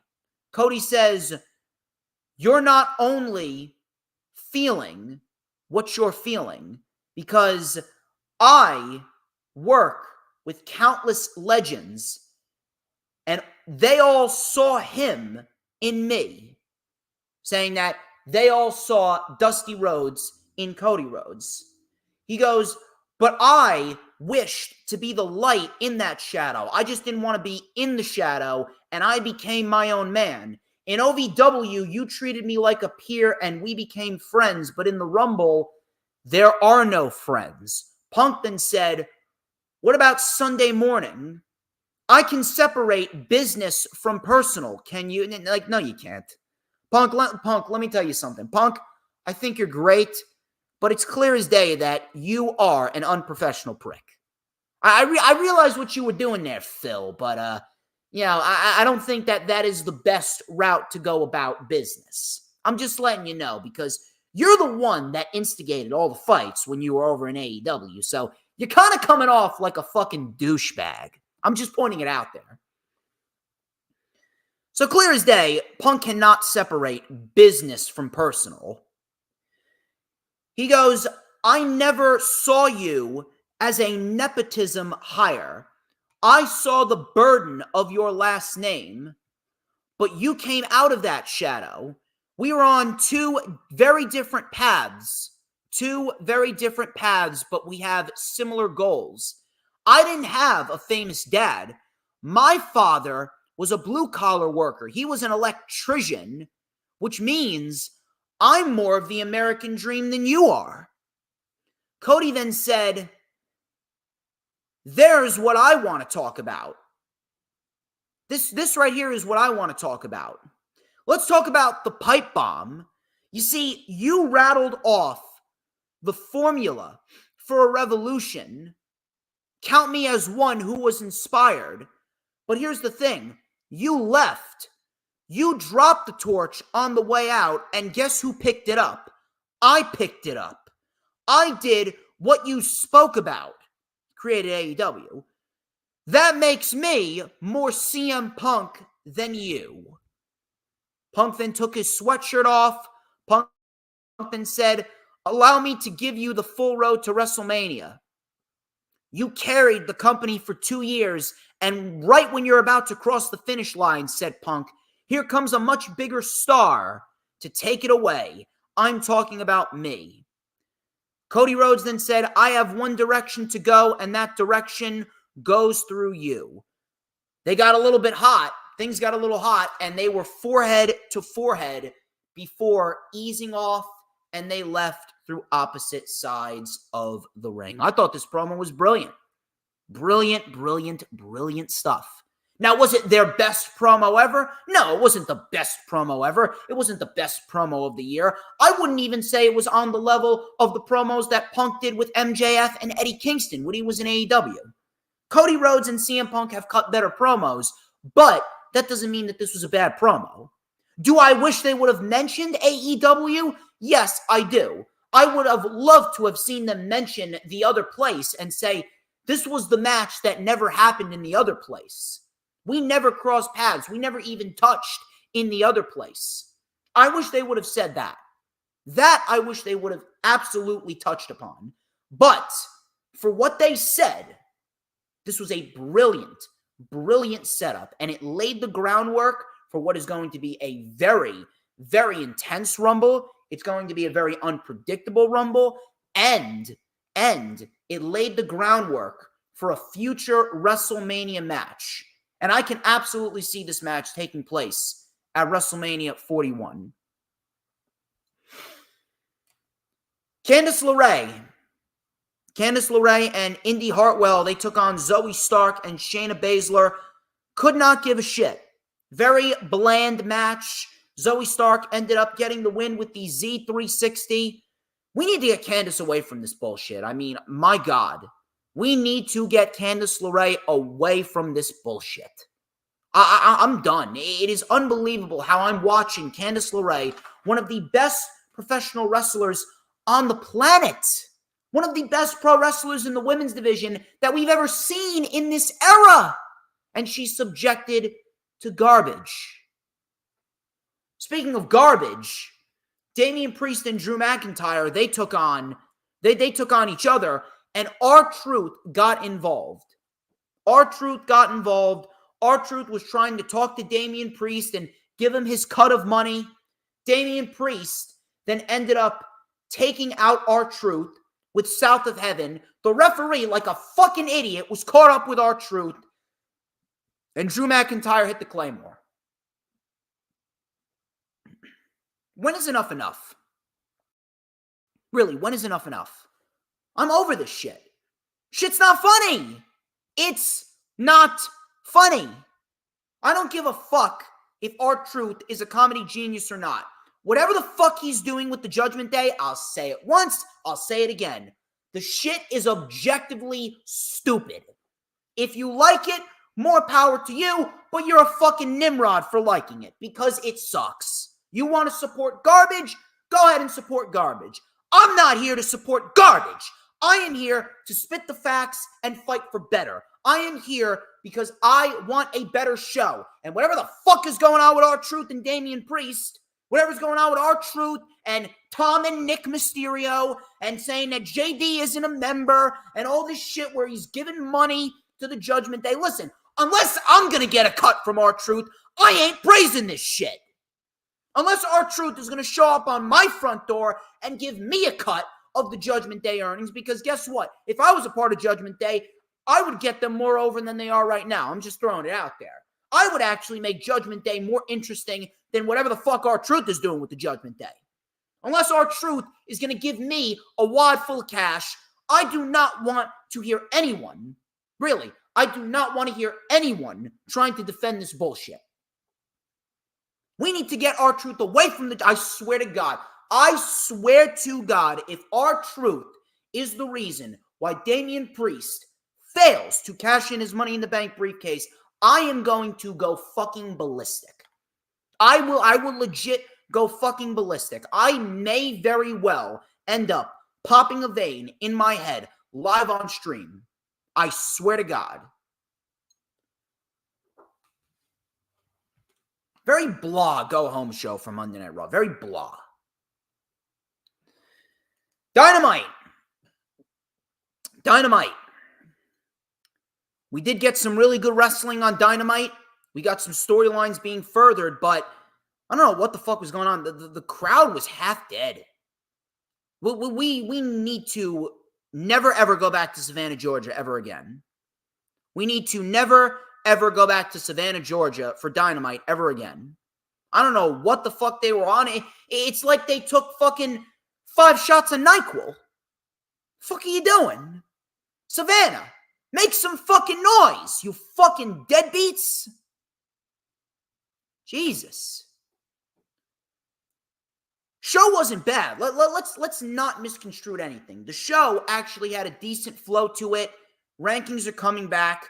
We actually had some matches pretty much being confirmed for Revolution, and we do have a lot of things to look forward to. The crowd just really put a damper on the show. So Samoa Joe kicked off the show. He goes, "Hello, Savannah. My name is Samoa Joe, and I stand before you as your undisputed AEW World Champion." I'm telling you, I don't know how anyone can sit there and say that it's okay if Joe loses the title at Revolution. Joe is worth so much more than that. Joe is worth so much more than just being a transitional champion. Samoa Joe needs to hold that title to at least Double or Nothing. He goes, "No more will opportunities be given. They will battle tooth and nail for an opportunity. Tooth and nail for an opportunity at my championship gold, but anyone who earns their right against me, I will take everything from you." All of a sudden, Hook came out. He said, "Last week, you won. I lost." He put his hand out. He ended up shaking Samoa Joe's hand. He then said, "No matter how, I will see you once again." Joe then said, "Get the unworthy out of my ring." And he called upon the security. I thought that was a great line from Joe. Get the unworthy out of my ring. I think I'm going to start using that with my chat. Whenever a fucking retard comes on in my chat, I'm going to say, "Get the unworthy out of my chat. Get the unworthy out of my sight." Hook ended up taking out all of the security, and that was pretty much that. Samoa Joe is great as per usual, and I'm glad that they were able to get Hook on the show, but this was kind of odd. Kind of an odd open. Not really sure why they needed to have Hook go out there and do the whole shit with Joe, and I don't really know why the security needed to come into play. The security spot is very overdone. Whatever the fuck is going on with these securities, the spot with the security being beaten up by the pro wrestlers, it has been overdone. It's been done to death, and we need to nix that. We need to really nix the security being pretty much sacrificial lambs to pro wrestlers. We've seen that so many times in so many different eras. It's become very lame. It's very repetitive. I'm glad that Samoa Joe's on the show, and I'm glad they got Hook on the show, but the whole open with the security shit, it just kind of felt odd. Kind of felt very odd. Hangman Adam Page and Penta El Cero Miedo. This was not odd. Samoa Joe was actually on commentary. This was a great match. Probably the best match on the show. So we had Penta. By the way, I love Penta's offense. The crispness and the intensity that Penta brings with every single one of his strikes. Love that shit. So Penta with a sling blade. Page came in with a fallaway slam and a standing shooting star. Penta then got chopped by Page. Page was hitting some nasty chops on Penta. We had a double clothesline. Both men are down. Coming back from commercial, Adam Page came in with a lariat, but Penta, he sent him flying over the top rope. Penta with a tope con hero. Back in the ring, Adam Page with a Death Valley driver. That got a 2. Page with the 10 punches in the corner. Penta with a super kick while Page was upside down. Penta then took Adam Page and hit a spinning Spicoli driver. Page kicked out at 2. Hangman with a pop-up powerbomb. That got a 2 count. Page was then caught with a Made in Japan. He kicked out. Page then delivered the Deadeye on the apron. Orihara moonsault to the floor. Buckshot lariat connects, and he wins the match. 1, 2, 3. Easily the best match on the show.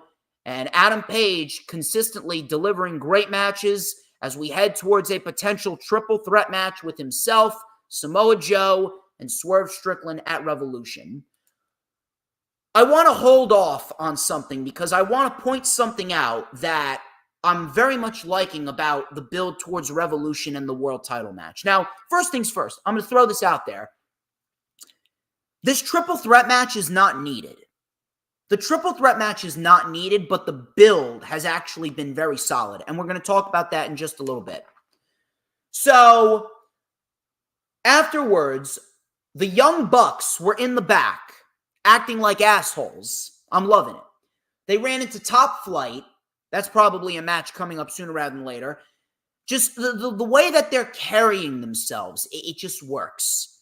This is probably the best route for the Bucks going forward. And you know what? The fact that the Bucks, they turned heel and they're coming out with the fucking mustache and they're coming out with the fucking suits. And Sting, the fact that he chose them and they're taking their jobs more seriously, the fact that Sting was able to choose them, this is probably the best character work that the Young Bucks have done in AEW in the 5 years that we've seen them. And they've only been doing this shit for 2 weeks. They've only been doing this shit for 2 weeks. But yet it just comes so natural to them. And you know something? If done right, I guarantee you the Young Bucks, they're going to be receiving classic MJF levels of heat. I'm talking about 2021 MJF levels of heat, when MJF was the most hated man on the planet. I'm telling you, Young Bucks and this new heel turn, it's working out beautifully. Working out beautifully. Cannot wait to see what they do.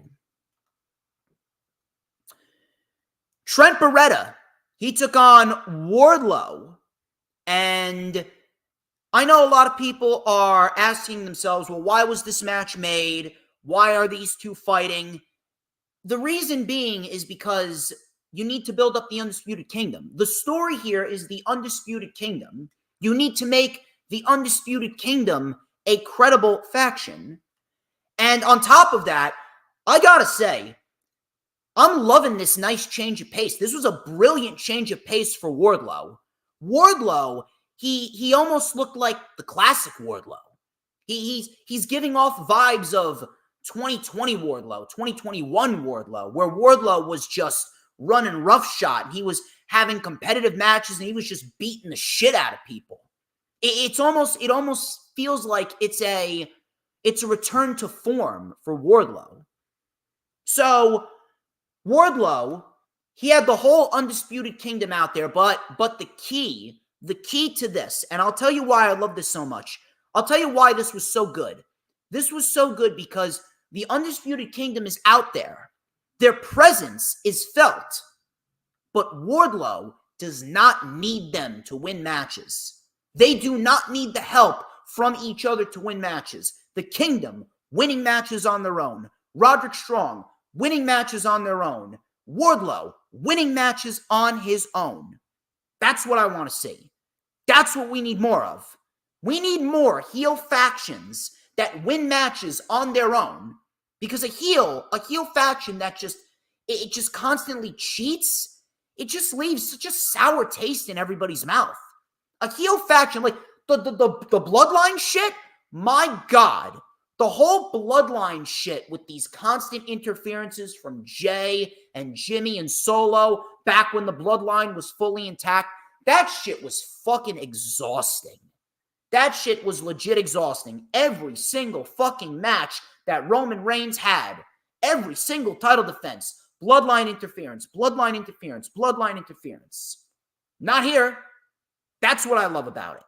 That's what we need more of. And on top of that, Wardlow is not in a squash. He's in a competitive match. I like it. That's what we need. And Trent's a very underrated pro wrestler. So Trent came in with a wrecking ball drop kick. Wardlow then sent Trent into the barricade. Coming back from commercial, Trent with a leaping knee and a drop kick. Tope suicida, but Wardlow stayed on his feet. Trent then hit Wardlow with a chair behind the referee's back in the ring, half and half suplex and a tornado DDT. Trent then delivered a pile driver, spiked Wardlow. Wardlow kicked out. Wardlow then grabbed Trent and delivered a spinning power slam. Then, this is a throwback to 2020, Wardlow took Trent up to the middle rope, dropped him into a punt knee strike, which looked absolutely brutal. The classic falling knee strike by Wardlow. And then Trent Beretta was on the receiving end of a last ride powerbomb. Wardlow fucking spikes him. Wardlow gets the win.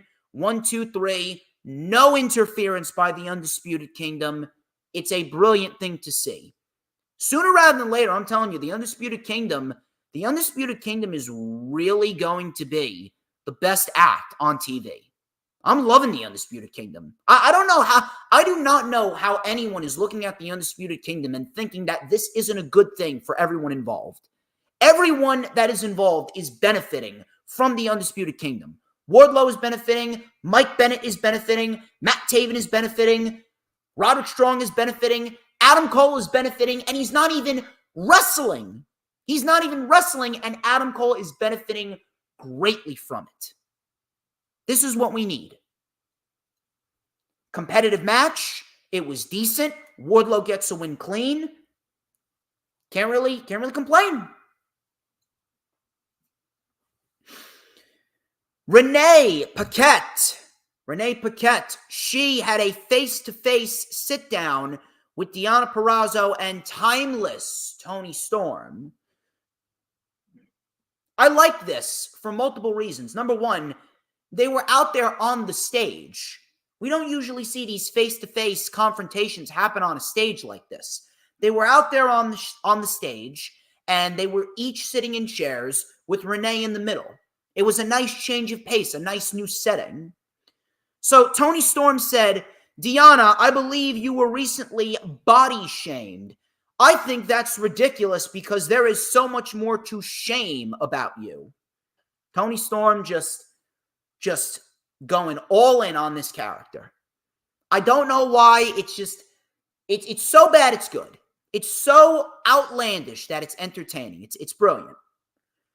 So Toni Storm said, I have friends, and all of my friends were much less talented than me. Let me make one thing clear. If you step into that ring with me, I will twist your lips shut. So Deonna, I think Deonna was actually trying to hold back a laugh. Deonna then said she came here for the women's championship. It just so happens that she, timeless Toni Storm, is the one that's holding it. And I have no problem earning the title opportunity. This delusional sham that is being presented to us, I don't want this Toni Storm. I want to wrestle the Toni Storm who lived on dojo floors with me. I want to wrestle the Toni Storm that lived with me in my house. That is the Toni Storm that I want to beat for that championship. And if you want to find that version in yourself, just look at your ankle. And they showcased that they had matching tattoos.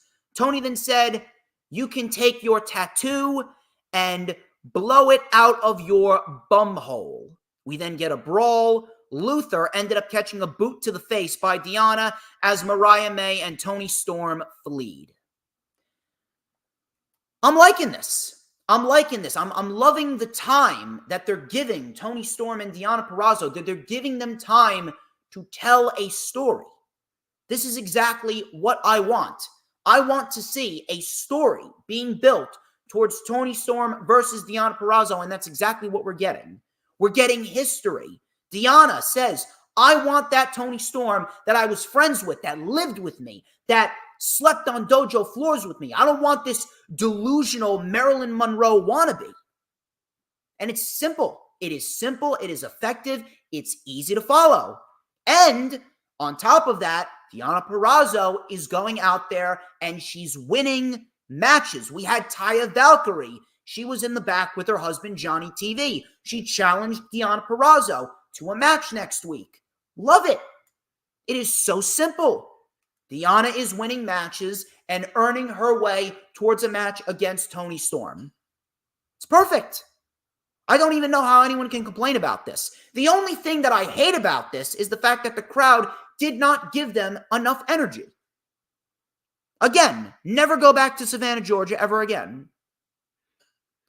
Moxley, he cut a promo about the Blackpool Combat Club being committed to be the best, saying that there's no such thing as victory celebrations. There's no partying. All we think about is torturing anyone who can't keep up with the program, and that's exactly what we will do. I will give people their money's worth every single night. And on Rampage, it was confirmed that Lee Moriarty will fight Jon Moxley, and we'll talk about that when we get to the Rampage review, because I have to say, I was very impressed, and I would highly encourage you to go out of your way to watch that match. I would highly encourage you to go out of your way to watch Lee Moriarty and Jon Moxley, because Lee Moriarty really came out of the woodworks. He came out of the box with a great performance. Speaking of a great performance, Swerve Strickland and Jeff Hardy, they had a very good match. They had a very physical match. It was very well paced. Jeff looked a little bit worse for wear, and rightfully so, because he went through a war with Darby Allin on Rampage. That was a rough match. He went through some punishment in that match. Neck breakers on the apron and swanton bombs through a table. Jeff Hardy, I mean, he's still not afraid. Even at his age, he's not afraid to put his body up on the line. So it was a pretty rough match with Jeff Hardy and Darby Allin. Very, very, very stiff match. But Jeff Hardy ended up pulling together a very solid performance. A very, very, very solid performance against Swerve Strickland. And I'll tell you one thing I love about the build. I mentioned this earlier. The triple threat match between Swerve, Hangman, and Joe, it's not needed. It's not needed, and it should be Joe versus Moxley and Swerve and Hangman part number 3. But I will admit, the build has been very, very, very good. And one of the main reasons why is because of the simple fact that Swerve Strickland and Hangman Adam Page, they're not fighting each other. They're not fighting each other, but in a weird way, they are fighting each other because they're going out there every week and they're trying to one-up each other. You had Swerve Strickland. He was trying to one-up Hangman Adam Page during the first Dynamite of the year. We had Hangman Page at Daly's Place. He beat Claudio. You had Swerve Strickland on Rampage. He beat Matt Sydal. And then we had this week, Swerve Strickland in a match with Jeff Hardy. Hangman in a match with Penta. They're trying to one-up each other. They're trying to get the upper hand on one another because they want to be the ones to fight Joe. And at the core, aside from playing a game of one-upsmanship, aside from that, the main goal of both of them is Samoa Joe and the World Championship. That's what's so great about it. They're playing a game of one-upsmanship because they do not want to be outdone by one another. And that is a brilliant, and I mean a brilliant strategy. So the crowd was heavy into Jeff Hardy. We had a pretty evenly matched contest early on.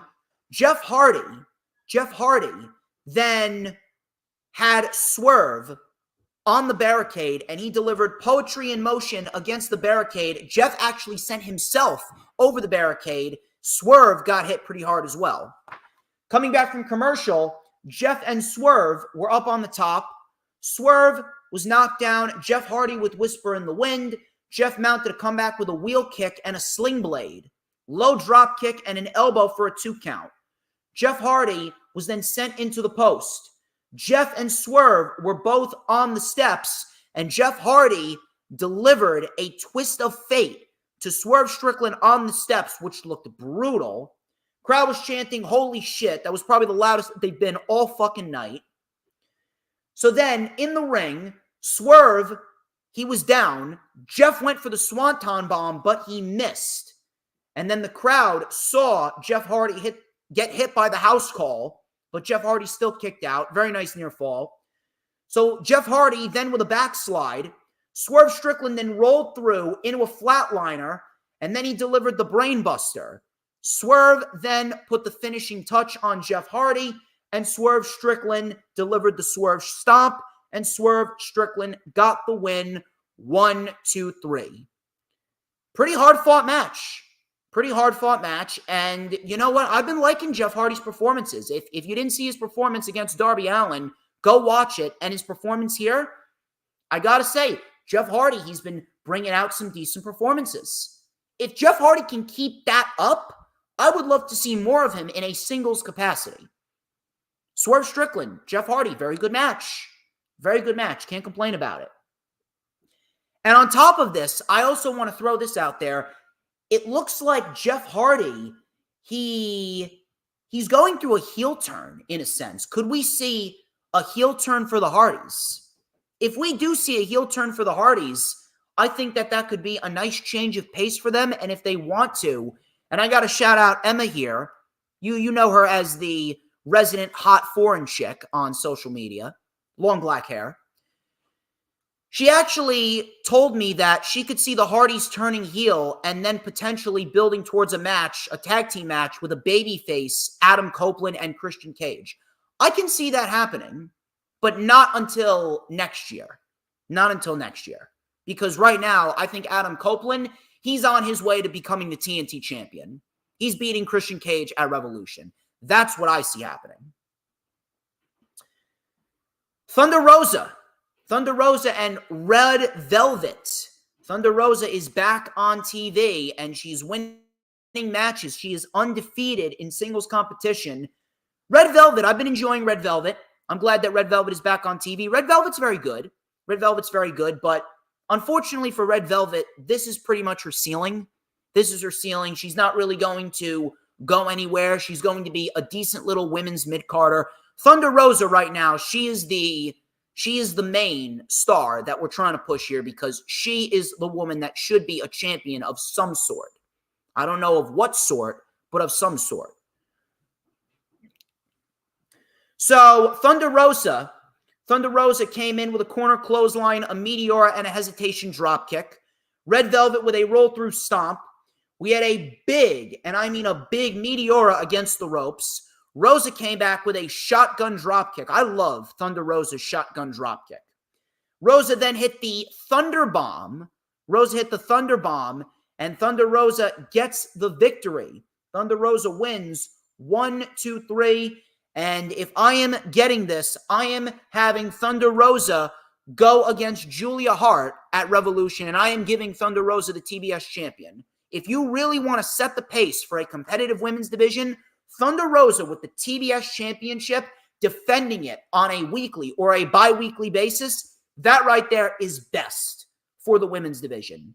Get the titles on your strongest pro wrestlers and put Thunder Rosa out there in competitive matches and make it feel important. That's what we need. Konosuke Takeshita, he was set to take on Christopher Daniels on Rampage. We'll talk about that when we get to the Rampage portion of the review. Sting and Darby, they had a segment with Tony Schiavone, and Darby talked about Sting's career ending early because of a neck injury. He said that he thought that it could have been him a long time ago, but then Sting came to AEW. You visited me. You visited me in the back, and then I visited your house in Texas. We rolled around in the ring, and do you remember what I said to you, Sting? I said, you still got it. And I told you to get back in that ring and finish your career on your terms. We are 27-0. So you know what that makes us? That makes us the top of the rankings, and we are the number one contenders. So what do you say that we fight Ricky Starks and Big Bill for those tag team championships? Sting, listen to them. If not me, listen to them, because they know that you still got it. Crowd was chanting, you still got it. You still got it. And Sting, what do you think Sting said? He just went, ow! And we got ourselves a match. We got ourselves a tag team title match in 2 weeks. I love the promo from Darby. I think that people should really start putting some respect on Darby Allin and his promo ability. Because Darby Allin, when you give him a mic and you just let him speak from the heart, Darby Allin cuts a very solid promo. He's not an MJF. He's not an Adam Copeland. He's not a Jon Moxley. He's not a Bryan Danielson. He's not an Adam Cole. But Darby Allin is a very good promo. Yes, I know, Hula Grim. The crowd sucked. I know. I'm telling you, the crowd sucked. Never go back to Savannah again. Never go back to Savannah ever again. And the crazy part about it is, it was a well-paced show. It was a good show. They sold the matches for Revolution beautifully. They built towards future episodes of Dynamite. We had great wrestling. We had Swerve and Hangman trying to one-up each other. And the crowd are sitting on their thumbs doing nothing. I know. It sucked. Very, very, very bad crowd. Sitting on their thumbs for half the fucking show. Mogul Embassy. They took on the Acclaimed and Daddy Ass for the AEW World Trios Championships. This was decent. But if I was to pick out one thing, and again, this is me being objective.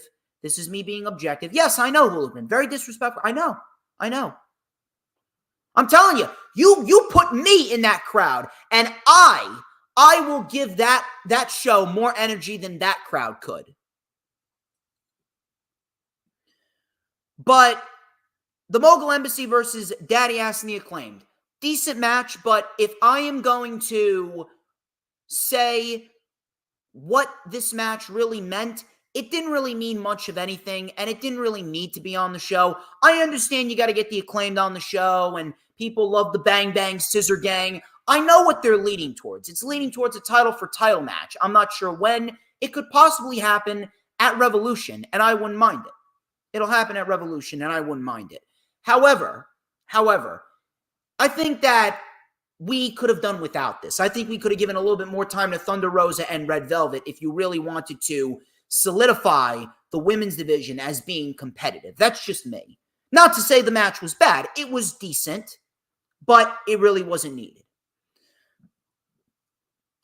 So we had the Mogul Embassy. They were in control. We had a tag to Daddy Ass coming back from commercial. He lit up everybody. We had a pounce by Leona. Bowens took out Leona. We had an F5 by Cage. Everyone started getting their shit in. We actually had a pedigree by Bishop Khan on Billy. Billy kicked out. Nana then got a chair. Jay White then came out of nowhere and took the chair. Billy then trapped Bishop Khan, and he threw him down to the mat with the one and only, which I believe is a Cobra Clutch Slam. The Guns then came in, and they powerbombed Nana through the Timekeeper's table, which looked great. Bowens then hit the Famouser. Billy Gunn then hit the Famouser on Bishop Khan. And then we had the Arrival and the mic drop, and the Acclaim retain the Trios Championships. I don't think the Bang Bang Scissor Gang is lasting long. I think we are building towards title for title, and I think that Bullet Club Gold is going to be draped in gold with the Ring of Honor 6-man tag team titles and the AEW World Trios Championships. And I think that's the best route for them. If you really want to build up Bullet Club Gold, because obviously Jay White, he wasn't winning the championship. He wasn't winning the championship from MJF, but I think that Jay White being a double champion with the Guns, and then you can introduce Juice Robinson back. They could have a little Freebird rule type of deal. I think that would be the best route for Bullet Club Gold. It would keep Bullet Club Gold in the spotlight. And I think that a lot of people would agree with me there. Serena Deeb, she is set for her return tonight on Collision. And my God, I am thrilled that Serena Deeb is back. Why? Because Serena Deeb is a fucking beast in the ring. I am absolutely loving the fact that Serena Deeb is back. Adam Cole versus Minoru Suzuki. Crowd was, they were actually lively in the beginning. They were chanting holy shit, and the match didn't even start yet. So both men went right after each other. They were throwing some stiff shots back and forth and back and forth. They were throwing down some chops as well. We had a guillotine in the ropes by Suzuki. Copeland then drove Suzuki through the barricade at ringside. They brawled towards the ring. Both men got back into the ring. Copeland with an impaler DDT. Suzuki then with a Fujiwara armbar. It was in deep. Copeland was able to get to the ropes. Copeland then with the spear, but Suzuki kicked out. Suzuki then with a rear naked choke. It was in deep. The arm dropped, but Copeland fired back up. He then sent Suzuki into the exposed turnbuckle, and Copeland then hit the kill switch. A shot towards Christian Cage, and Copeland pins Suzuki 1, 2, 3, and Copeland is now 4-0 in the year 2022. Very basic and generic. Listen, I do not want to be disrespectful. I don't want to be disrespectful to Copeland. I don't want to be disrespectful to Suzuki. I know exactly why this match was made. Copeland wanted it. Copeland wanted to test himself. Copeland wanted to really break out of his comfort zone and work a strong style match. No problem. However, I mean, if I was to rate this match, I wouldn't really tell anyone to go out of their way and watch it, simply because of the fact that it was very basic and generic. And the thing with me, and a lot of people as well, this isn't just me. I know that this is a lot of people. A lot of people that watch pro wrestling, they look for shit that makes them say, wow, I wish I could do that, but I can't. They look for shit that looks very hard to do. But this match with Copeland and Suzuki, I was watching this and I was like, all right, it's physical. It's hard hitting, but it's just a very basic and generic match. And to anyone that says, oh, well, why don't you criticize AEW? I'm criticizing them right now. It was a very basic, generic match that no one's going to care about tomorrow. Hell, they probably already forgot about it. I'm telling you, I could take a random bum off the street, and me and this random bum can go in the ring, and we could train for several hours, and we can reenact this match with Adam Copeland and Suzuki move for move. Nothing happened in this match that made anyone say, wow. It was just a very basic, bland, generic match. I understand that Copeland wants to work it, and you know what? I respect him for that. And in the end, this was just done to give Copeland another win. This was done because they're having Copeland, and again, this is what I love about AEW. This is the positive from this. For the most part, it was just a very skippable match. But the positive that went into this was Copeland is winning matches. He's winning matches towards getting another shot at Christian Cage. And I do believe that we're going to get a ladder match at Revolution. And if we get a ladder match, I mean, holy shit. Holy shit. That right there is really, really going to make people go out of their way to buy the pay-per-view. I'm loving that. Ladder match, in addition to Sting and Darby versus the Young Bucks, Roderick Strong and Orange Cassidy, Swerve, Hangman, and Joe for the World Championship. And then you got the Acclaimed and Bullet Club Gold title for title. Then you got Copeland and Cage in a ladder match for the TNT title. One hell of a fucking card. It was a well-flowing show, but the crowd sucked. Very disrespectful crowd, like Hooligram said earlier. SmackDown was, I would actually go so far as to say that SmackDown was actually a little better than Raw. SmackDown was a little better than Raw. Crowd was much more lively. We didn't really get anything that could be classified as filler. It was straightforward. It was to the point. Everything made sense. I didn't really have much of an issue with it. So we had Eladio Carone. I don't know who the fuck this is. Eladio Carone, who made a song called RKO. I don't know who the fuck this is. Just some nobody, rinky-dink underground rapper. Like, fuck this shit. Like, who gives a fuck?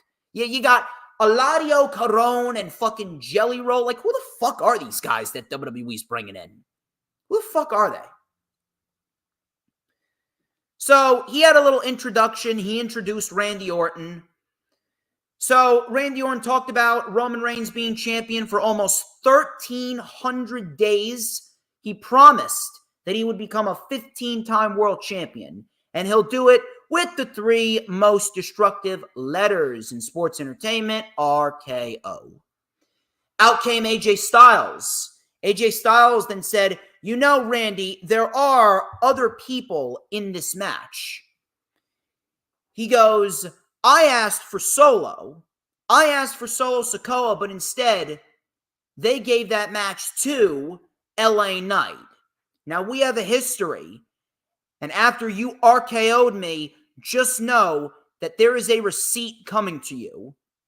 And at the Royal Rumble, I will be stepping over you, I will be stepping over Roman Reigns, and I will be stepping over, and then all of a sudden, LA Knight's music hits. It was like perfect.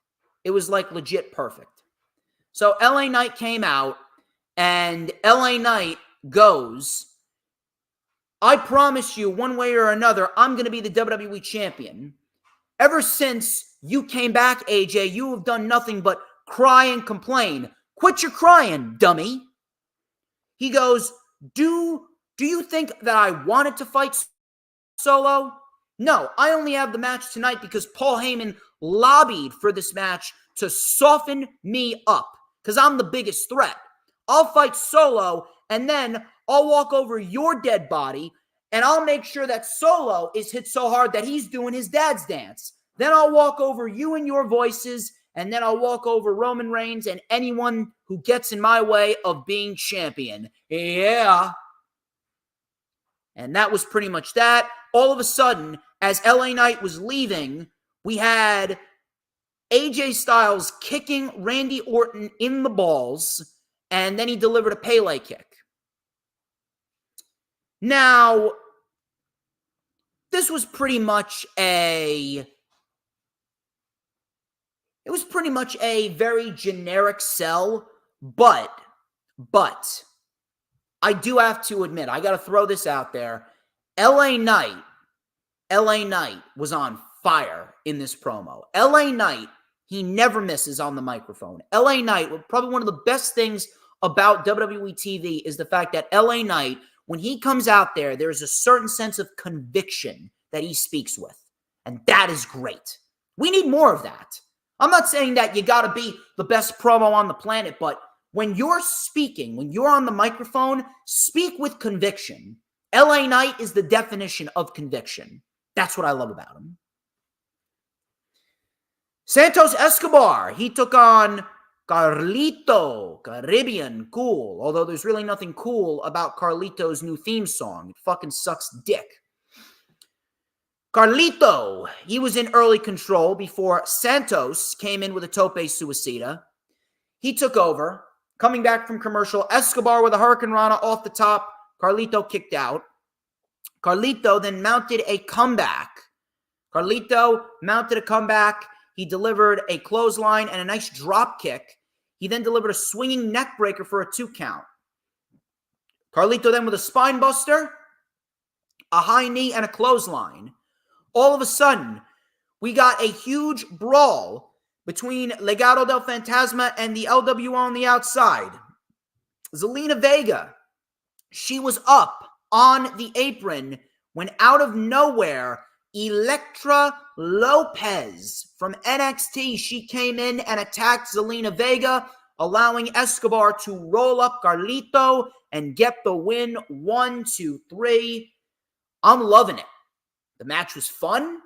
The match went exactly how it needed to go. And Santos Escobar continues to win. His stock continues to rise day after day. And I absolutely see Rey Mysterio as a surprise entrant in the Rumble. And Rey Mysterio is going to have a hand in Escobar's elimination, thus leading to a match at WrestleMania.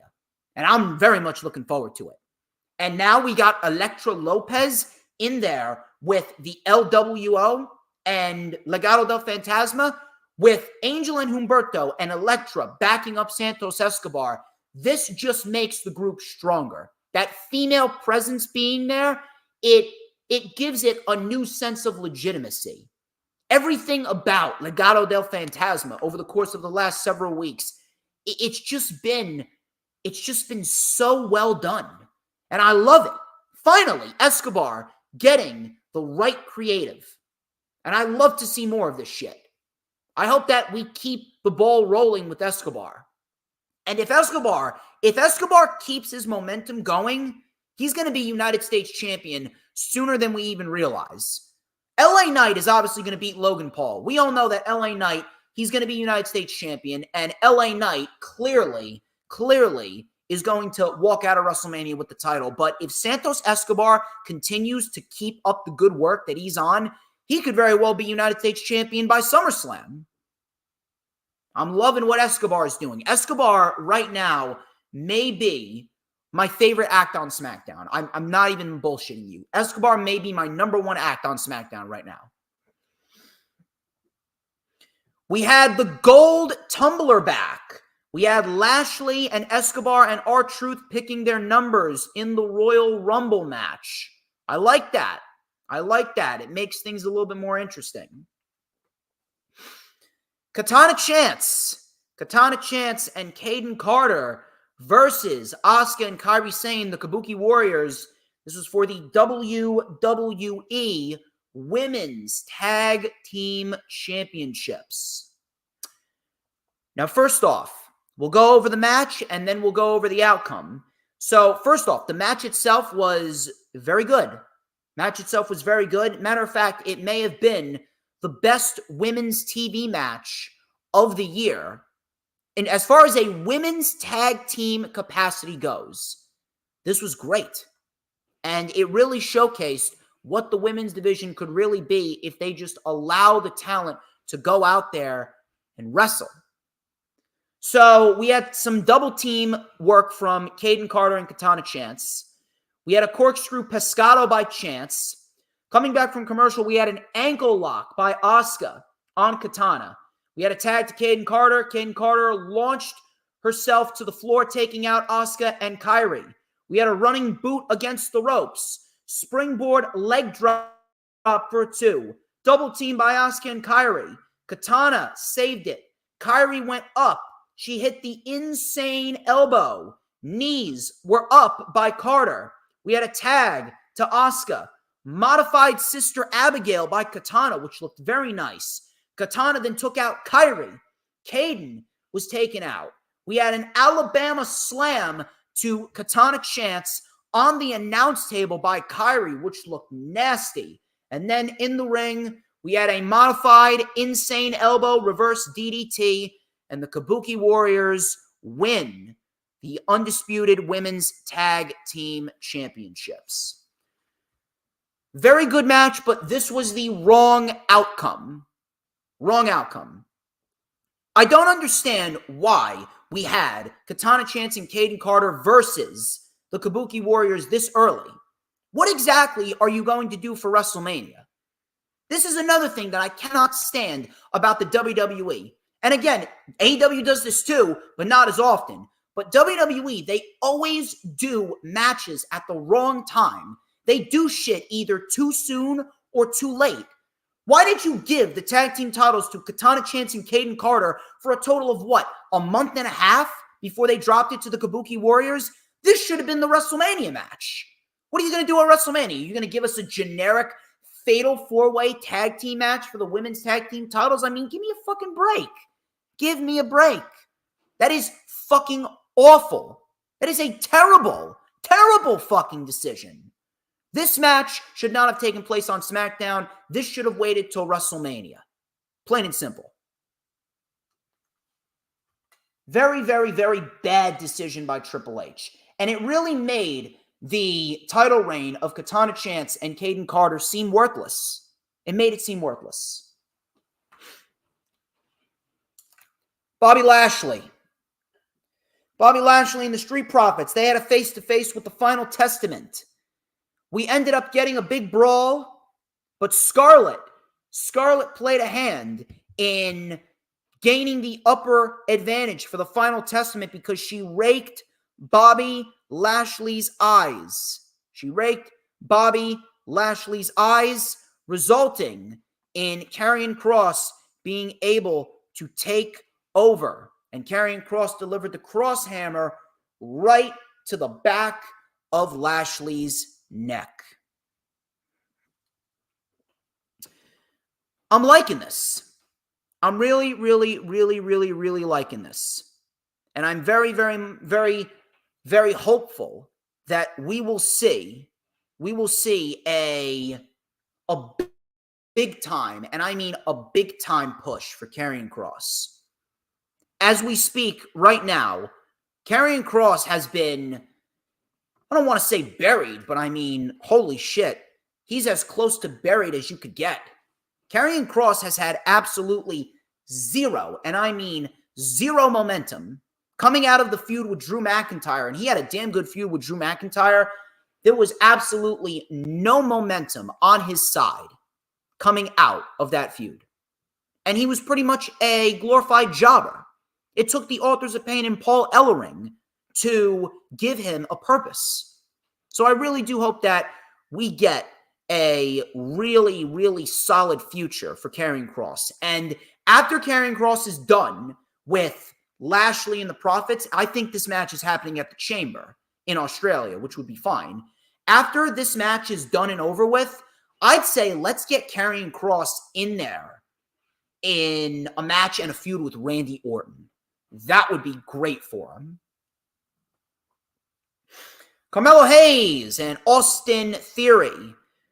Really a nothing match. A nothing match. Austin Theory wins in about 6 minutes. And this pretty much set up a return for Trick Williams. And Trick Williams out of nowhere came out to help Melo. I mean, very minuscule thing that happened on the show. This is where the show started to take a little bit of a dip. The main event was LA Knight and Solo Sikoa, which resulted in a DQ. Styles came out of the crowd with a phenomenal forearm, and he caused the DQ. Earlier in the night, Jimmy Uso, he was talking to AJ Styles, and he told AJ Styles, you know what, here, if you want to, Styles, go ahead. Take the chair and just beat the shit out of LA Knight. So Styles was contemplating it. Ultimately, he turned on Jimmy and Solo, laid them out before Randy Orton. Randy Orton came in. Randy Orton delivered RKOs to virtually everybody.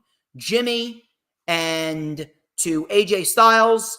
And then LA Knight, he came in and ended the show with a BFT to Randy Orton. So they pretty much did all they could to sell the match at the Rumble. I do hope that they let them go because if they just let them go, it's ultimately going to end up being a match of the year candidate. You take a look at the talent in that match, and we're going to get ourselves one hell of a brawl. I'm telling you, it's going to be a good one. It's going to be a good one. That was SmackDown. Was not bad whatsoever. Rampage kind of felt like a setup show. It kind of felt like a setup show. It didn't really feel all that important. We did get some decent wrestling on the show, like we usually do. It's pretty much the same exact format with Rampage. We usually get a lot of decent wrestling on the show.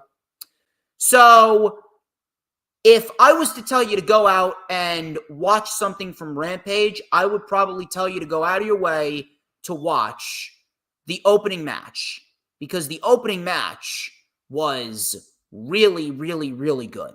And I would actually have to say that this was probably Lee Moriarty's best match in AEW to date. And I think a lot of you will appreciate Lee Moriarty a bit more after this match. So, Jon Moxley and Lee Moriarty, they were starting off very technical. We had the Border City stretch pretty early on from Moriarty. He got out of it pretty quickly. They then slapped each other. So Lee Moriarty, he was not taking any bullshit from Jon Moxley. He was slapping him. He was giving him forearms. Jon Moxley then took over and just fucking rocked him. And I mean rocked Moriarty with a forearm. Coming back from commercial, Moxley was caught in a hammerlock STO on the apron. Very simple move. Moriarty then with a belly-to-belly, cross arm breaker, and a necklock suplex into a Kimura lock. The crowd was chanting, "Let's go Moxley." We had a nice German suplex for a 2. We had a big King Kong lariat turning Moxley inside out. We then had the hammer and anvil elbows. Moriarty stopped them by snapping Jon Moxley's fingers, kind of like Pete Dunne. We had a big running boot, a second one, and then an elevated flatliner. Elevated flatliner by Lee Moriarty. Moxley kicked out. We had a big forearm again by Moxley. Stomps to the face. Pile driver. Moriarty kicked out. Moxley with a running knee. Moriarty kicked out again. Moxley then had enough of it, locked in the rear naked choke, and Moriarty ended up passing out. This was a very, very good match and easily one of Lee Moriarty's best performances in AEW to date. Afterwards, Shane Taylor then punched out Jon Moxley. We had a 2-on-1 beatdown, and that is ultimately leading towards a tag team match tonight. It is Shane Taylor Promotions versus the Blackpool Combat Club of Jon Moxley and Claudio Castagnoli.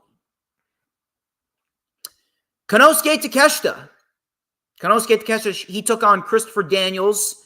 Very, very quick match here. Takeshita just getting his offense in. We had the Takeshita line. We had the diving, swinging flatliner by Daniels. Takeshita then with a cradle tombstone, an elevated deadlift German, and a V-trigger. Takeshita ended up winning.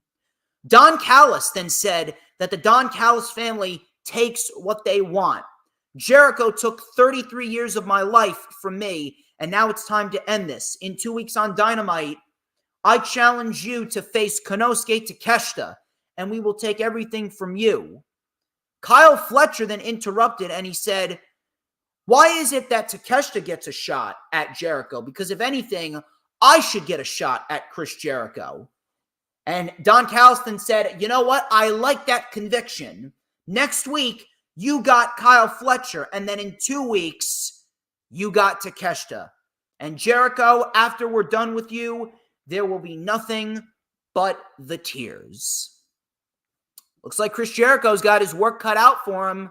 2 bangers incoming. Jericho and Kyle Fletcher. That's going to be one hell of a match. And then you got Takeshita and Jericho. I'm loving it. I think that would be awesome. That would be excellent. By the way, Konosuke Takeshita, if Roderick Strong is going to beat Cassidy for the International Championship, which I think he is, if Strong is going to beat Orange Cassidy, I think that the best route to go here would be to build up Konosuke Takeshita to fight Adam Copeland for the TNT Championship at All In. Copeland beats Christian Cage at Revolution, and then we have Copeland going on a nice 6-month reign with that championship, going into All In.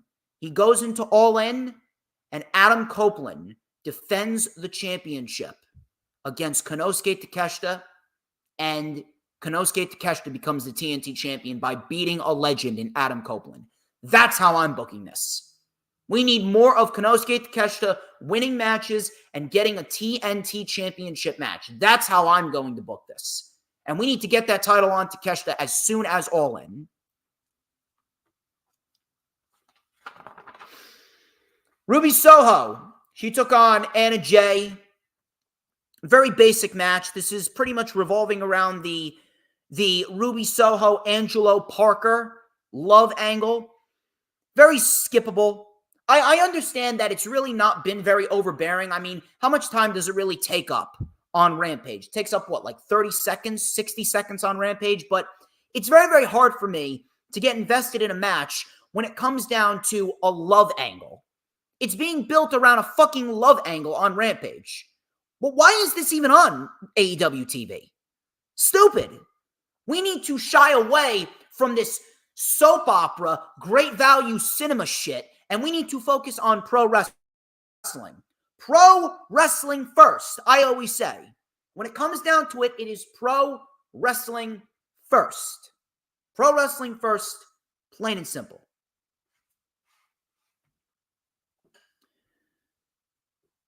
The Butcher, Kip Sabian, El Hijo del Vikingo, and Commander. This was a number one contenders match to see who was going to fight Orange Cassidy tonight on Collision. Really nothing out of the ordinary that you would see here. It was a fun Fatal 4-Way. I actually thought Vikingo was going to take it. I actually wanted to see Vikingo take it, but Commander ended up getting the win. We did have some fun spots. We had a Destroyer by Commander to Sabian on the floor. We did have a moonsault by Vikingo on the floor, taking out Sabian and Commander. The Butcher, he was actually going against Kip Sabian because they're friends. Ultimately, we had a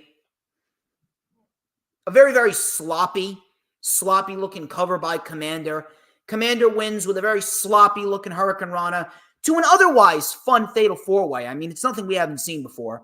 Commander gets his match with Orange Cassidy. This is pretty much Orange Cassidy not wanting to be complacent, not wanting to be lazy. He wants to continue to defend his title leading up to the match with Roderick Strong at Revolution. Should be fun. I'm actually looking forward to rewatching Collision after I watch the Rumble. Obviously, we got Collision tomorrow.